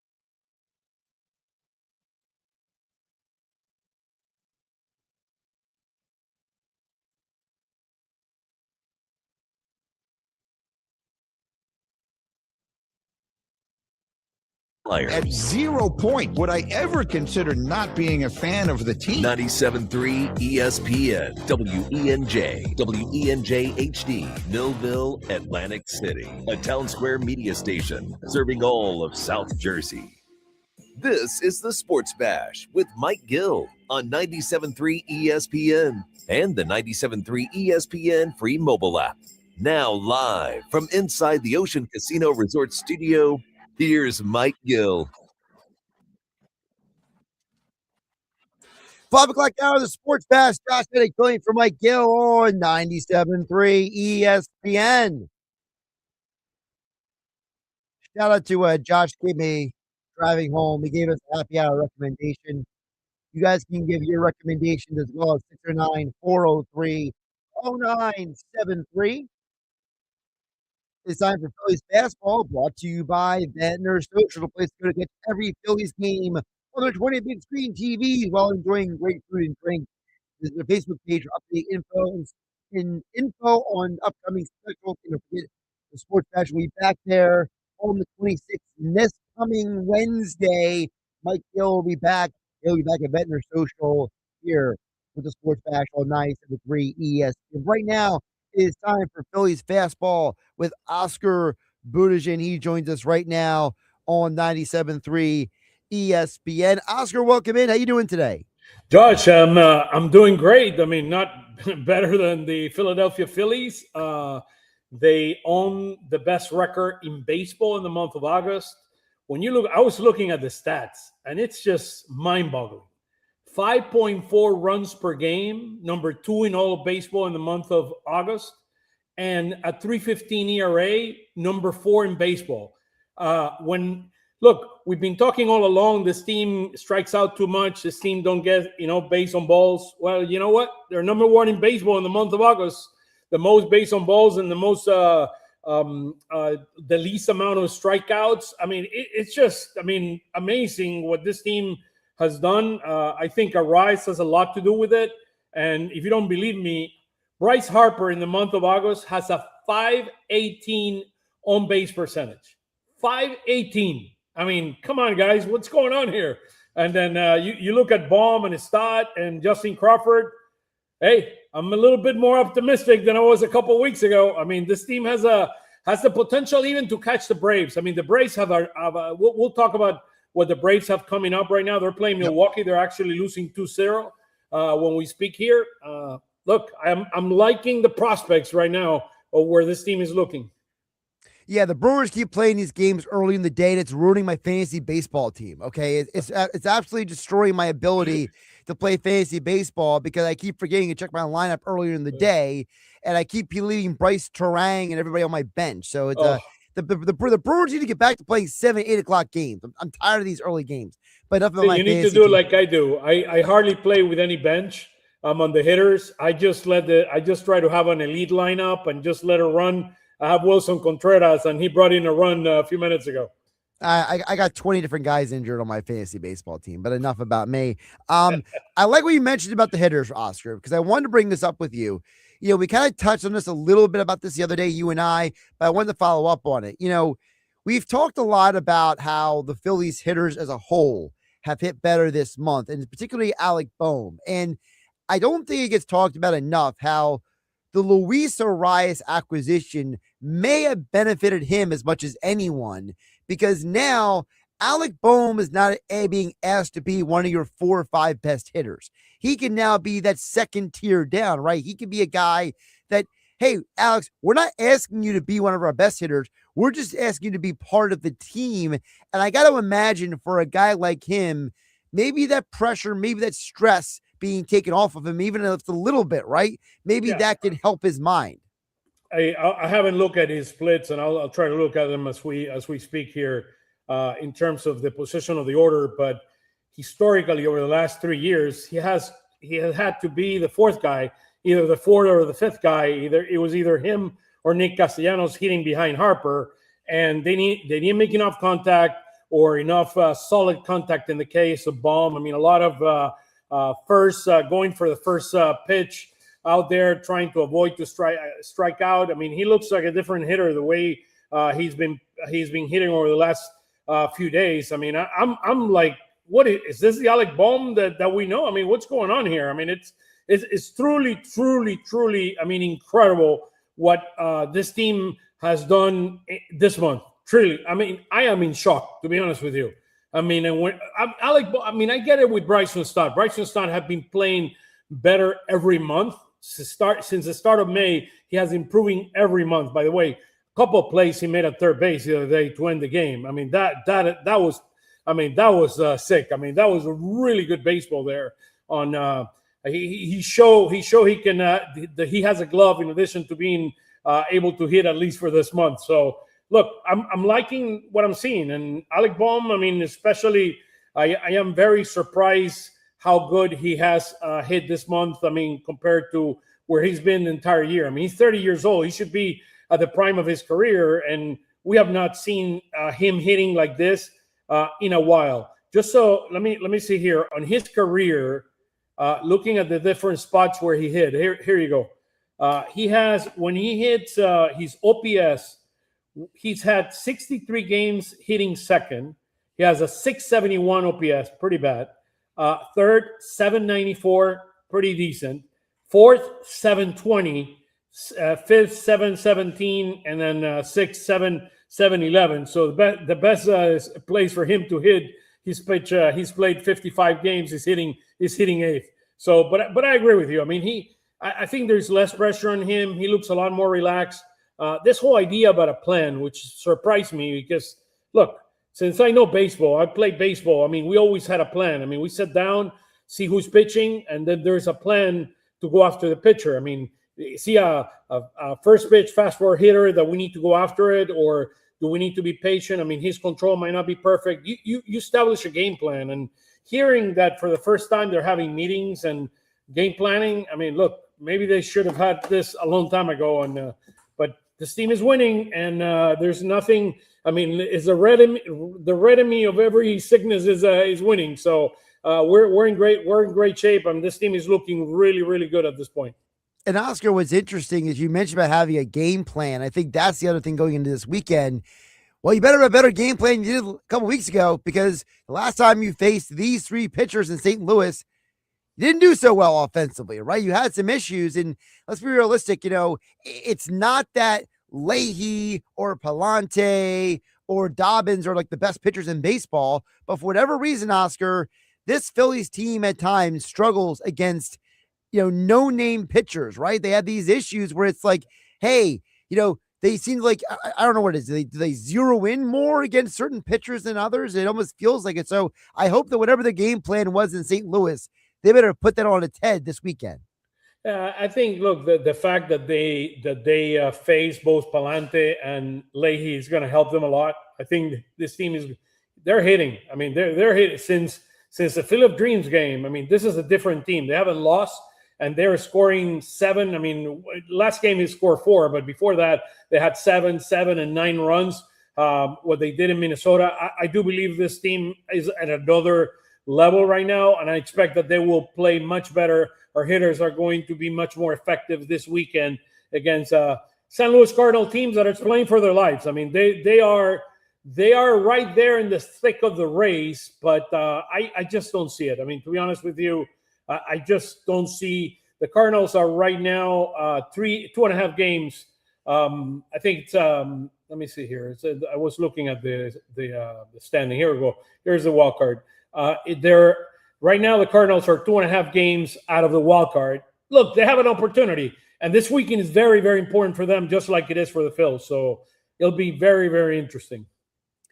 I think that's a part of the conversation. Oscar Budejen joining us for Phillies Fastball today on 97.3 ESPN, being brought to you by Ventnor Social on Ventnor Ave in Ventnor, with their 20 big screen TVs for you to watch every Phillies game. Oscar, you just brought up the fact that this is an important weekend for both the Phillies and Cardinals. The Cardinals can inch closer in that wild card race. The Phillies, they can kind of squash their hopes and dreams this weekend. So I don't know if they're going to sweep them like the Marlins, but it's imperative for them to at least get 2 out of 3 here. Yeah, I think that's a priority, right? 2 out of 3. We won 6 straight. I mean, we're the hottest team in baseball right now. We're 8-10. We're 8-2 in the last 10 games. I mean, this team is is hitting. This team is pitching. It's the whole idea. I mean, and you know what? Credit to Aaron Nola. I mean, we need to give credit to Aaron Nola. Aaron Nola has been pitching incredible. I mean, you got to give it to the guy. In the month of August, Aaron Nola has been pitching to a 2.74 ERA in 4 starts, 23 innings, 30 strikeouts. I mean, he looks like a different pitcher right now, and that's the beauty of it. I mean, we need Zach Wheeler to get back on track, but I mean that combination with Wheeler, Sanchez, Luzardo, and Nola. I mean, I'm telling you, if we go to the playoff right now, I feel very, very comfortable that we are going to have a good chance, particularly if we continue hitting the same way. Again, we're not facing the toughest pitchers in baseball. It's going to be very, very interesting. And the other thing, Dutch, and we should talk about this because to me this is very important. The Phillies are right now first facing the Cardinals. Then we start a massive road trip of a total of 9 games against Seattle, the Angels, and Arizona. It's not going to be easy. It's going to be very, very interesting. After the team will leave after the game on Sunday, it'll be very interesting. And then we face the Braves, Houston, and the Braves again. So believe me, this ain't going to be there's no cakewalk around here. The Braves have it tougher in the next few series. They play Milwaukee and the Dodgers back-to-back. Then they have a makeup game against San Francisco on the Monday, the 31st. And then they play Phillies, the Tampa Bay Rays, and then Philadelphia. But they have an easier ending. They play Miami and Cincinnati while we get to play Chicago and Tampa, which, I mean, I hope they're going to be all they'll have wrap up the series and they're just trying to get their starting pitching going. But we got to win now. I mean, this is the opportunity for us. These 3 games are very important. We got to win, as you said, 2 out of 3 games. I think the other big thing you mentioned the upcoming schedule, Oscar. How about the fact they have no left-handed starters for this weekend or the Mariners series or the Angels series? So you got 9 games coming up where, hey, no platoons, Oscar, no platoons, just straight regular lineup. You're facing Miller, Gilbert, and Kirby in 3 games in Seattle. That is no easy walk. I mean, those three guys can really, really pitch. The Angels, Ureña looks really good. I'm glad we're not having to face the lefty they have. Is a really, really good lefty. But Ureña is a good pitcher. We got him next Sunday, August 30th in Los Angeles. So look, I think if we go 3 games now and then next week, I would want to go more than a split. I mean, 9 games, I would like to win 6 out of the 9 if at all possible. I think we're going to be in good shape as we start facing a very interesting part of the schedule against Arizona, Braves, Houston, and Braves once again. I mean, Houston needs to win. Atlanta needs to win. I do believe we can catch Atlanta now. I didn't think of that a week ago when we were 9.5 games, but I think we cut the lead from 9.5 games to 5 right now. So it's within range. I mean, we're talking, August the 30th, the 21st today. I mean, we're within range right now of potentially winning the division. And the important thing that we talked about yesterday, if we don't win the division, we're probably going to be behind the Cubs. And if we're behind the Cubs, we're going to have to play away either in Chicago or in Atlanta or in Los Angeles. And believe me, those are not easy. I prefer to be playing at Citizens Bank Park, those series. You just mentioned about this weekend. I think one of the big questions about this weekend as well, Oscar, is what do we get from Andrew Painter tomorrow? I think that's an interesting part of this conversation because, Aaron Nola, he's helped stabilize this rotation, right? He has kind of made it so 1 through 4 feels a lot more stable. Now, what do you get from Painter at that 5th spot, not just tomorrow, for the next few weeks? It's probably right now the biggest question for the Phillies, in my view. That is the biggest question right now. The easy answer is I don't know. I think he's going to be better at home than he was on the road the last time that he pitched. He pitched in Minnesota and he allowed that grand slam. To me, I mean, I'm still puzzled what that pitch that he threw there. But I think he's going to pitch better. I do believe that tomorrow he's going to pitch much better. And we're going to have a better version of him this time around. He's going to be facing Palante, which is a good pitcher. So it's going to be an interesting matchup for the Phils, but I do believe we're going to get a better version of Painter. And I'm very, I mean, the series in Seattle will start with Wheeler on the mound. That's going to be a very important outing for Wheeler. Wheeler has not been himself over the last 3 or 4 outings, so we need Zach Wheeler back on track. I don't know if it's that arm or what is it, but we need Zach Wheeler back on track. I'm glad you mentioned Wheeler because we have this conversation about Wheeler and his unusual year that he's having. You know, coming back from the injury, was blazing hot, and now he's cooled off. And, you know, I go back to the Blue Jays game, right, Oscar? And that whole situation where the Blue Jays coach gets thrown out of the game. You know, Wheeler's yelling expletives at the dugout for the Blue Jays about the whole rubber situation. And right after that is when he started kind of like falling apart. And, you know, it's like, if you would have told me that same incident happened in like 2023 and 2024, I would assume Wheeler was throughout the next 5 batters in a row, right? But instead, it's like, you know, for whatever reason, that rubber situation kind of got into his head. So it seems like it's not just Wheeler having an abnormal year, but like we're getting like a different version of Zach Wheeler now. Yeah, he's such an even keel guy. I mean, a pretty cool guy, pretty laid back. I mean, he focuses on his craft and he searches for excellence. I mean, that's who he is. And great guy, nice guy. Had the opportunity to talk to him. Even look, he's one of the pitchers that will go out when the guys are doing batting practice when it's his day to pitch, and then he sits down with you there and start just chatting with you. I mean, so he's a really, really laid back and a great guy. And seeing what happened in Toronto, I think he's playing with a little bit more of an edge this year, particularly, I mean, coming back from his injury. I think he demanded a lot. I mean, it was probably not very easy for him to get back to the caliber or pitcher that he is. I trust that guy like I trust anyone on the Phillies, on that Phillies team. Unless he's hurt, I mean, he's going to give you his all. And I do believe Zach Wheeler is going to be the number 1 pitcher for this team in the postseason. I don't have any doubts about that. I mean, this guy has that. I mean, you've seen it. I mean, you've seen this guy for 4 straight years, 3 straight years. You saw what this guy is capable of doing in the postseason. I mean, he's a monster. I mean, he's a big-time pitcher. I compare him to that John Smoltz. Remember when John Smoltz pitched that 7th game?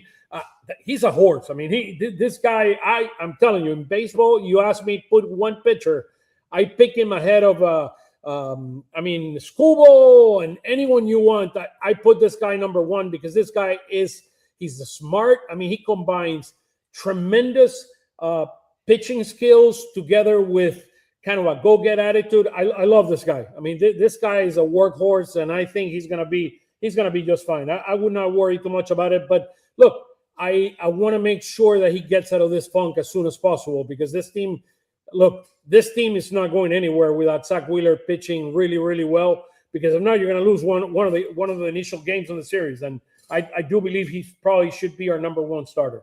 Well, to your point, you know, part of the reason why you're taking a Wheeler over a Scoob or whoever you want to name is because what you just said, Oscar, Wheeler's got the resume in the playoffs. Those other guys don't. You know, a lot of guys are going to the playoffs. Like you go through all the best teams in baseball right now. There's really only a handful of guys even have playoff experience who are on pitching staffs. You know, the Braves. Chris Sale would be the other guy. Right. Chris Sale would be the other guy that I probably put out there. That is a big-time pitcher. I mean, look, that could be the matchup of Game 1 of the Phillies playoff. I mean, Chris Sale against Zach Wheeler. I mean, that's. I mean, today, by the way, Chris Sale is pitching against Mr. Rusky, so it's a tremendous matchup that Base will have today with that game. But look, it's going to be very interesting. Look, to me, consistency, right? That's the word you want moving forward. I want more consistency on the fastball from Painter. I want more consistency from our hitters. We need to be more disciplined. We've shown more discipline in the month of August. You got to keep this momentum. You got to play like this the rest of the way so you can start hot and then have that confidence to go into the playoffs. And do we have a chance to catch up the Braves? I think we do. I don't like the Braves pitching. Martin Perez and after Chris Sales, you got Martin Perez, you got Bryce Bailey. I mean, it's just they don't have it. I mean, they just don't have the depth. Oscar, I got to ask you, this has got to be like, and I'm not trying to be like mean, but like, this is like the worst Braves starting rotation in what, 40 years? Like you go, Braves have always had pretty good pitching, right? And it's like, there's really only one guy on the whole rotation this year. Like over the years, there was always 2 or 3 guys, right? Yeah, Braves. I mean, Braves is a private organization, so they keep their dollars very tight. That's why they secure guys very young to try to underpay them in the big years. I mean, they should have gone after Max Fried and re-signed the guy. I mean, imagine Max Fried together with Chris Sale. That would make an interesting 1-2, and then potentially a third guy that they could have in that rotation. They don't. So, look, you got to take advantage of that. And if you win Game 1, by the way, one of the best games that I've seen from the Phillies. And it was the masterpiece that Ranger Suarez threw on Game 1 against the Braves. I think it was in 2023. We went to Atlanta, and we stole the game from Atlanta with I don't know if it was in 22 or 23, one of the 2 years. I mean, it was a chess match. And I told Rob Thompson, I said, look, you outsmart the Braves thinking tank. So absolutely, that was incredible. He pitched for 4 innings. I mean, then he changed. Then everybody that came after, it was a pitcher that threw 97 miles or above. And then one of the issues the Braves had that year is that they couldn't hit fastballs above 96 miles an hour. So it was a mess. I mean, that was what I love the thinking part of the game, and that was a masterpiece. So it was October 7th, 2023. You had Rangers start the game, and following him, you had Jeff Hoffman, then Sir Anthony Dominguez, Jose Alvarado, Orion Kerkering, Matt Strom, and you finished the game with former Braves closer Craig Kimbrell. Look at that, man. Look at that. What was the score? Like 3-1, 4-1? 3-0. 3-0. I mean, I'm telling you, that was one of the best. That game, to me, is the best master planning game from a pitching standpoint. How many innings the Ranger threw? 3 2/3. He actually didn't get through the full 4. He got into the 4th. I thought it was a 4 1/3, but 3 1/4. Telling you, he took him out at the right time, and he brought all those guys except Strom. Every pitcher that you saw there threw more than 96 miles an hour. Yeah, he took him out with 2 men on base, and that's when they brought in Hoffman. And that was a stat that anyone that the Braves hitters could not hit a fastball 96 miles an hour and above. I mean, that's one of the best games that I've been a part of with the Phillies. That was special, man. That was super, super special. I'm double checking right now, but I believe that was also the series when it went back to Philadelphia that Strider got shook by the fans. We lost the next game with a home run by Riley. Riley hit a home run, and then we came back to Philly, and then we won, I think, the 2 games, and then so this is the game I was thinking of. So this was the series when they came back to Philadelphia, and Strider came back for that 4th game, and he was shook by the fans. Remember? Yeah, absolutely. Yeah, he gave up three walks and 3 runs by Strider. The fans had him out of his gourd in that game. Remember? I mean, look, I remember because that the second game of that series that we lost, I think it was a Riley home run in the 9th inning that tied the game, or the 8th inning. We had to stay that extra night in Atlanta. The entire team had to stay an extra night in Atlanta because there were rain delays because of showers, and we had to stay another night. We couldn't fly. We flew in the next morning. So it's fine. Look, to me, Phillies post-game, Red October, there's nothing like it, man. It's the most special time of the year. I mean, I had a ball with the team. I mean, it was really, really special. I love it. I love doing down the memory lane with Oscar here on Phillies Fastball on 97.3 ESPN. Oscar, great stuff as always. But I do got to criticize you on one thing: the bad hat. I hate the City Connect. I hate the City Connect. Today's Friday, ain't it? Today's the City Connect day, dude. Come on. I said, what am I going to wear today? And I said, hey, let me wear the City hat. I promise that I'll bring a new one on Monday. When is Mike back, by the way?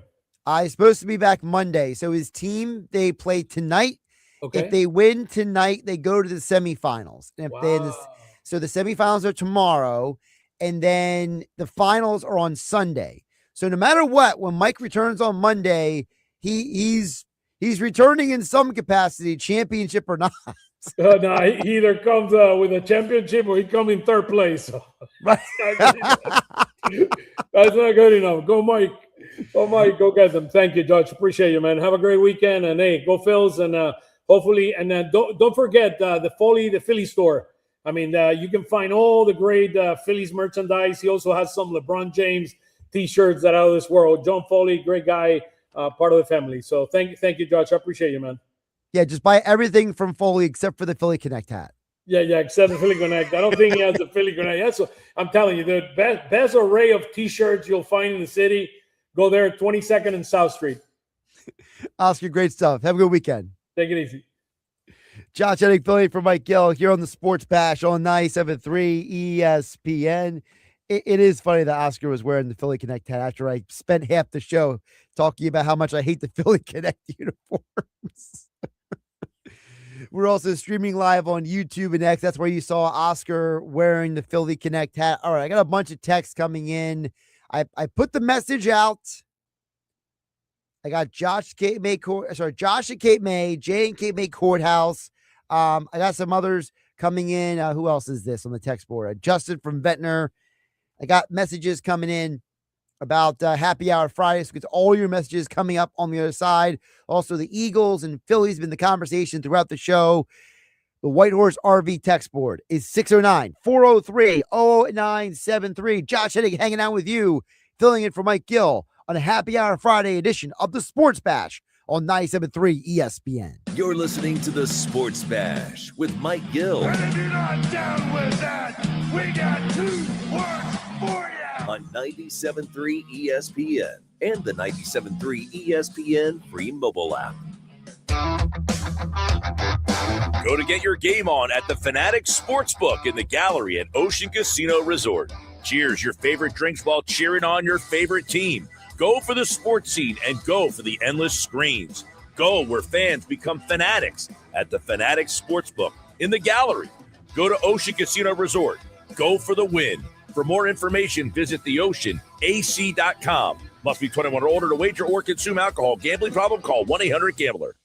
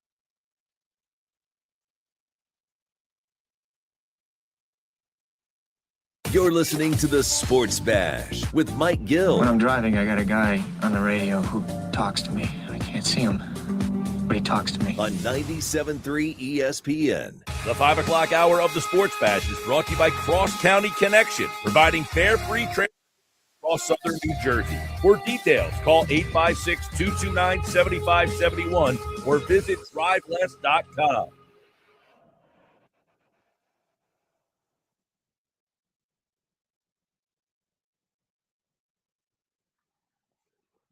.533 on the Sports Bash. Josh Hennig hanging out with you on 97.3 ESPN FM, 97.3 ESPN mobile app powered by First Bank in Seattle City, streaming live on YouTube and X at 973 ESPN. We got Happy Hour Friday messages to get to. We also got other texts coming in on the White Horse RV text board at 609-403-0973.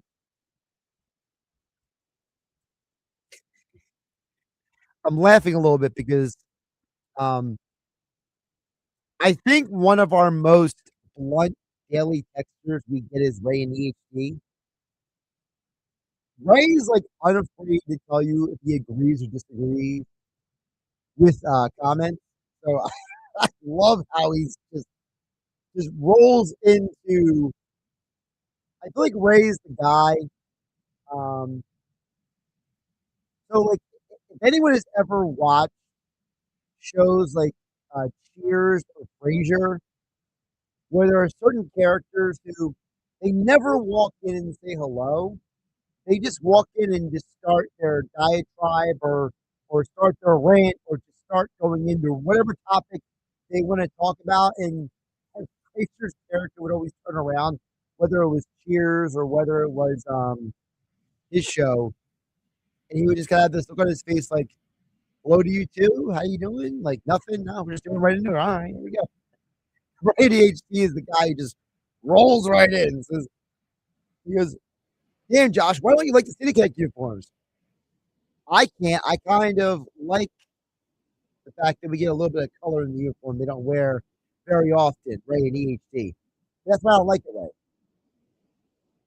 I like my team to be loyal to their color scheme.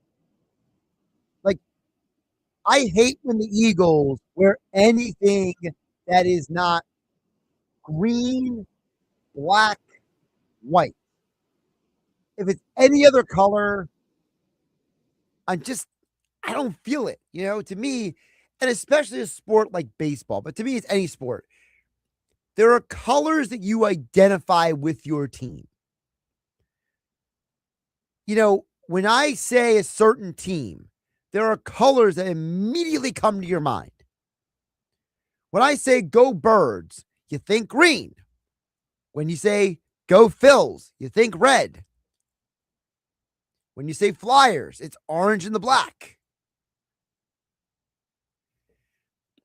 With the Sixers, it's a little more complicated because over the years, the franchise has kind of been wishy-washy what the real color scheme is. So with the Sixers, it's like some strange amalgamation of blue and red, and every once in a while they have white and black mixed in with different variations. But to me, I feel like the City Connect uniform is an absolute abomination. The Phillies historically have always been red, white. You have your road grays. Every once in a while, you mix in a little blue here and there in certain scenarios. They had the run where it was the maroon with the powder blue. Like, those are, to me, are Phillies colors historically. I got decades and decades of time of what the uniform is, what the color scheme is. And all of a sudden, you come in with this stupid multi-million-dollar agreement for these new uniforms, and you ruin everything.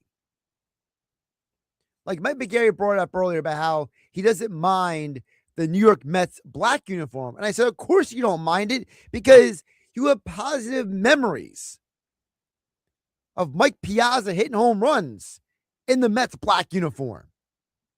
To me, if Philadelphia was going to anything, quote unquote, City Connect alternate colors, you go powder blue, or you get a new variant of the maroon P uniform that they wore for the 1980 World Championship team years. This obsession with let's make a fancy, different looking uniform. I'm out. I have no interest. At least the Field of Dreams game, they wore a uniform that was a throwback to the 1930s. I also hated when the All-Star game had those stupid looking uniforms for the American League and National League. The whole point of your team having one player from at least every team in the All-Star game is because they wear their uniform.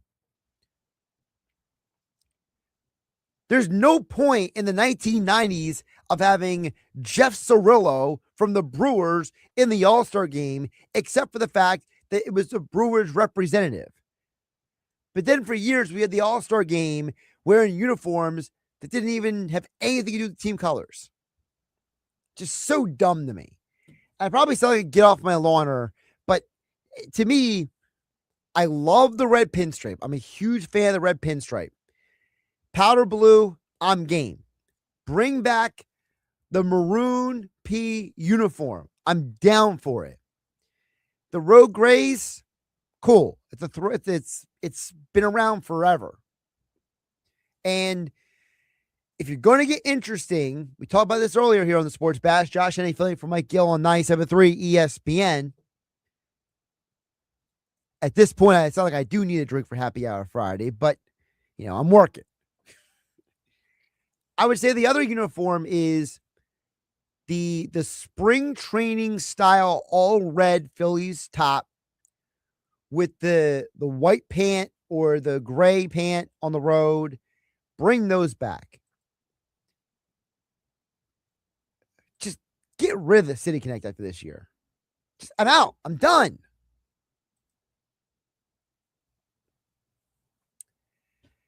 Text coming in on the Whitehorse RB text board at 609-403-0973. Texture says, hey, Josh, that's the way you feel about the Philly City Connects. You would really hate the Boston Red Sox with the crazy colors they've been wearing lately. Yeah, I've seen some of them. It's like a green uniform. One is green, which I don't understand. And the other one is like some like yellow something. It's confusing. I know the Red Sox. I thought it was a banana ball game. What is the Red Sox? I gotta find it because they're actually just as bad, if not worse, than the Philly City Connect uniform. Let me see here. I gotta find the one because the one, yes, there's the green one, which I think is horrible. You're the Red Sox. Why are you wearing green? I'm sure it's something dumb reason to do with the green monster, which makes it even worse. And then where's the other one? There's a yellow one here it is. Yeah, so they have these yellow uniforms that they wear as well. And I see these uniforms and I'm like, I thought it was a banana ball game. I did. See if I can put this up on the YouTube stream if my computer will cooperate with me. So when I first saw these uniforms, right? If you're watching on YouTube and X, I'm trying to put these up on the stream over here. When I first saw these, I genuinely thought when I was flipping the channels, when I was on MLB TV, I thought I accidentally clicked on Banana Ball. The blue hat and the yellow jersey for the Red Sox. This is horrible. Like, this is as bad as the City Connect. It has nothing to do with the Red Sox. I don't want to hear about city history or connection to the city or da-da-da-da. No. The Boston Red Sox are red, white, and that very, very dark blue that's almost black. These are banana ball uniforms. Okay? And then the other one that they wore, let me find the other one, the green one. The green one's just as bad. And I'm sure there's some dope out there who's going to tell me that the green one has to do with the green monster, and I don't care. Let me see here. That one's small. I need a bigger picture so I can actually show everybody what I'm talking about here. See, that one's just all right. I'll just pull up this one. It's fine. You guys got me on uniform rancid now. This is so poor. Like, to me, I don't care what sport it is. Like, any sport should not have anything that is not the team color scheme. There's the green one. Like, I get it. Green monster. It's in the color and the text and the writing. It's of the green monster. I get what it is. I still don't like it. I mean, it's better than the yellow and the blue one. At least I can rationalize the green Fenway Park green monster uniform. But the blue and the yellow it's horrible. Just so dumb. So good job, Jordan Summers Point, for making me get off my lawn a little more. More text coming in on the Whitehorse RV text board at 609-403-0970. Says, is this Billy Schweim checking? He says, Josh, I can agree with you more. I hate the Philly Connect uniforms. Every other third or fourth outfit these teams are wearing. I think it is the Schweiner texting in. Yeah, me and Billy, like, I always love the fact that, like, Billy has all, like, the youth movement in the locker room on the weekends here on 97.3 ESPN. And it's like, but the youth movement is always like 30 to 40 years younger than Billy. So, like, I'm in between. So I feel like I'm more like the voice of reason. Like, I'm not old enough to be Clint Eastwood, but I'm not young enough to be cool and hip anymore. So, like, I got enough gray hair to show that I've lived life, but not enough gray hair to look like I'm old. So it's like when me and Billy are on the same page, something up. John Avalon follows up, says, Josh, I agree with you. The City Connects are garbage. It looks horrible. I'll do any other uniform for the Phillies other than that one. If I see them wearing it, it makes me want to turn off the TV. The ironic thing, John Avalon, you say that. Most of those Friday night games with the City Connect uniforms are on Apple TV Plus. So in order for you to see the Phillies live, you got to power up this stupid Apple TV. There's another rant I have. Got to power up Apple TV or Apple Plus or whatever it's called to watch a lot of those games. John Avalon goes on to say, the color combination is as bad as the Eagles one with the throwback blue and yellow. Yes, that is horrible as well. What does blue and yellow have to do with Eagles anything in the last 60, 70 years? Nothing. Nada. Zilch. If it's not Kelly Green, if it's not Midnight Green, if it's not the black unis from the mid to late 2000s, if it's not the all whites with the green, I'm out as well. Eagles have their colors. That's it. The only color that's acceptable as a non-traditional team color in any scheme is black, because black is 9 times out of 10 makes the uniform look cool. There is something just bad, what, about like the Sixer black uniform or the Eagles blackout uniform. Like those blacks, like even like Oregon football. Like, you ever see the Oregon, they're black with the silver and the green? I mean, that is sick. Like, that is really cool. So to me, the only color that you can do that's alternate from the main colors is black. Otherwise, like Jack Kimmy Courthouse, their uniforms look like Sesame Street. Exactly. So true. All right. Happy Hour Friday picks on the other side. Josh Hennig hanging out with you, filling in for Mike Gill on the Sports Bash on 97.3 ESPN. Philadelphia Eagles preseason football as the Eagles get ready for the 2026 season. Heading to Foxborough to face the AFC champion Patriots. Tomorrow night, pregame coverage starts at 6 with Merrill Reese and Mike Quick calling all the action starting at 7. He takes his drop. He's looking. He's grabbed. They're going to sack him and throw him down at the 23-yard line. Jalen Carter. This is South Jersey's radio home of the Philadelphia Eagles. 97.3 ESPN.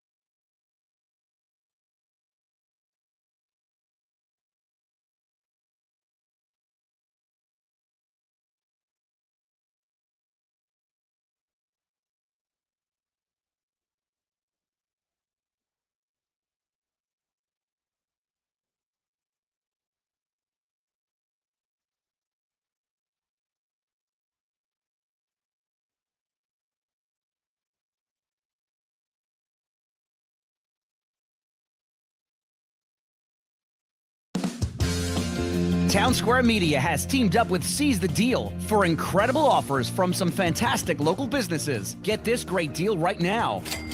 Get one $50 gift card for just $25 to the Island Grill in Ocean City. It's the area's go-to restaurant for fresh catch local seafood with a laid-back beach vibe. That's a $50 gift card for just $25. Great deal right now at SeizeTheDeal.com.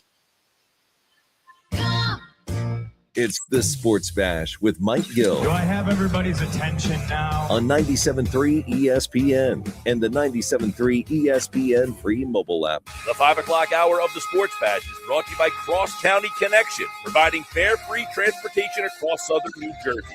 For details, call 856-229-7571 or visit driveless.com. Well, I got some bad news. The St. Louis Cardinals just announced they have placed Andre Palante on the 15-day injured list. To replace him, they're calling up Ryan Fernandez from AAA. Do you know what that means? Ryan Fernandez probably goes 6 innings, strike out 6 guys, give up 1 run. Because the Phillies can never hit a guy that no one's ever heard of. They can't hit the mediocre pitching.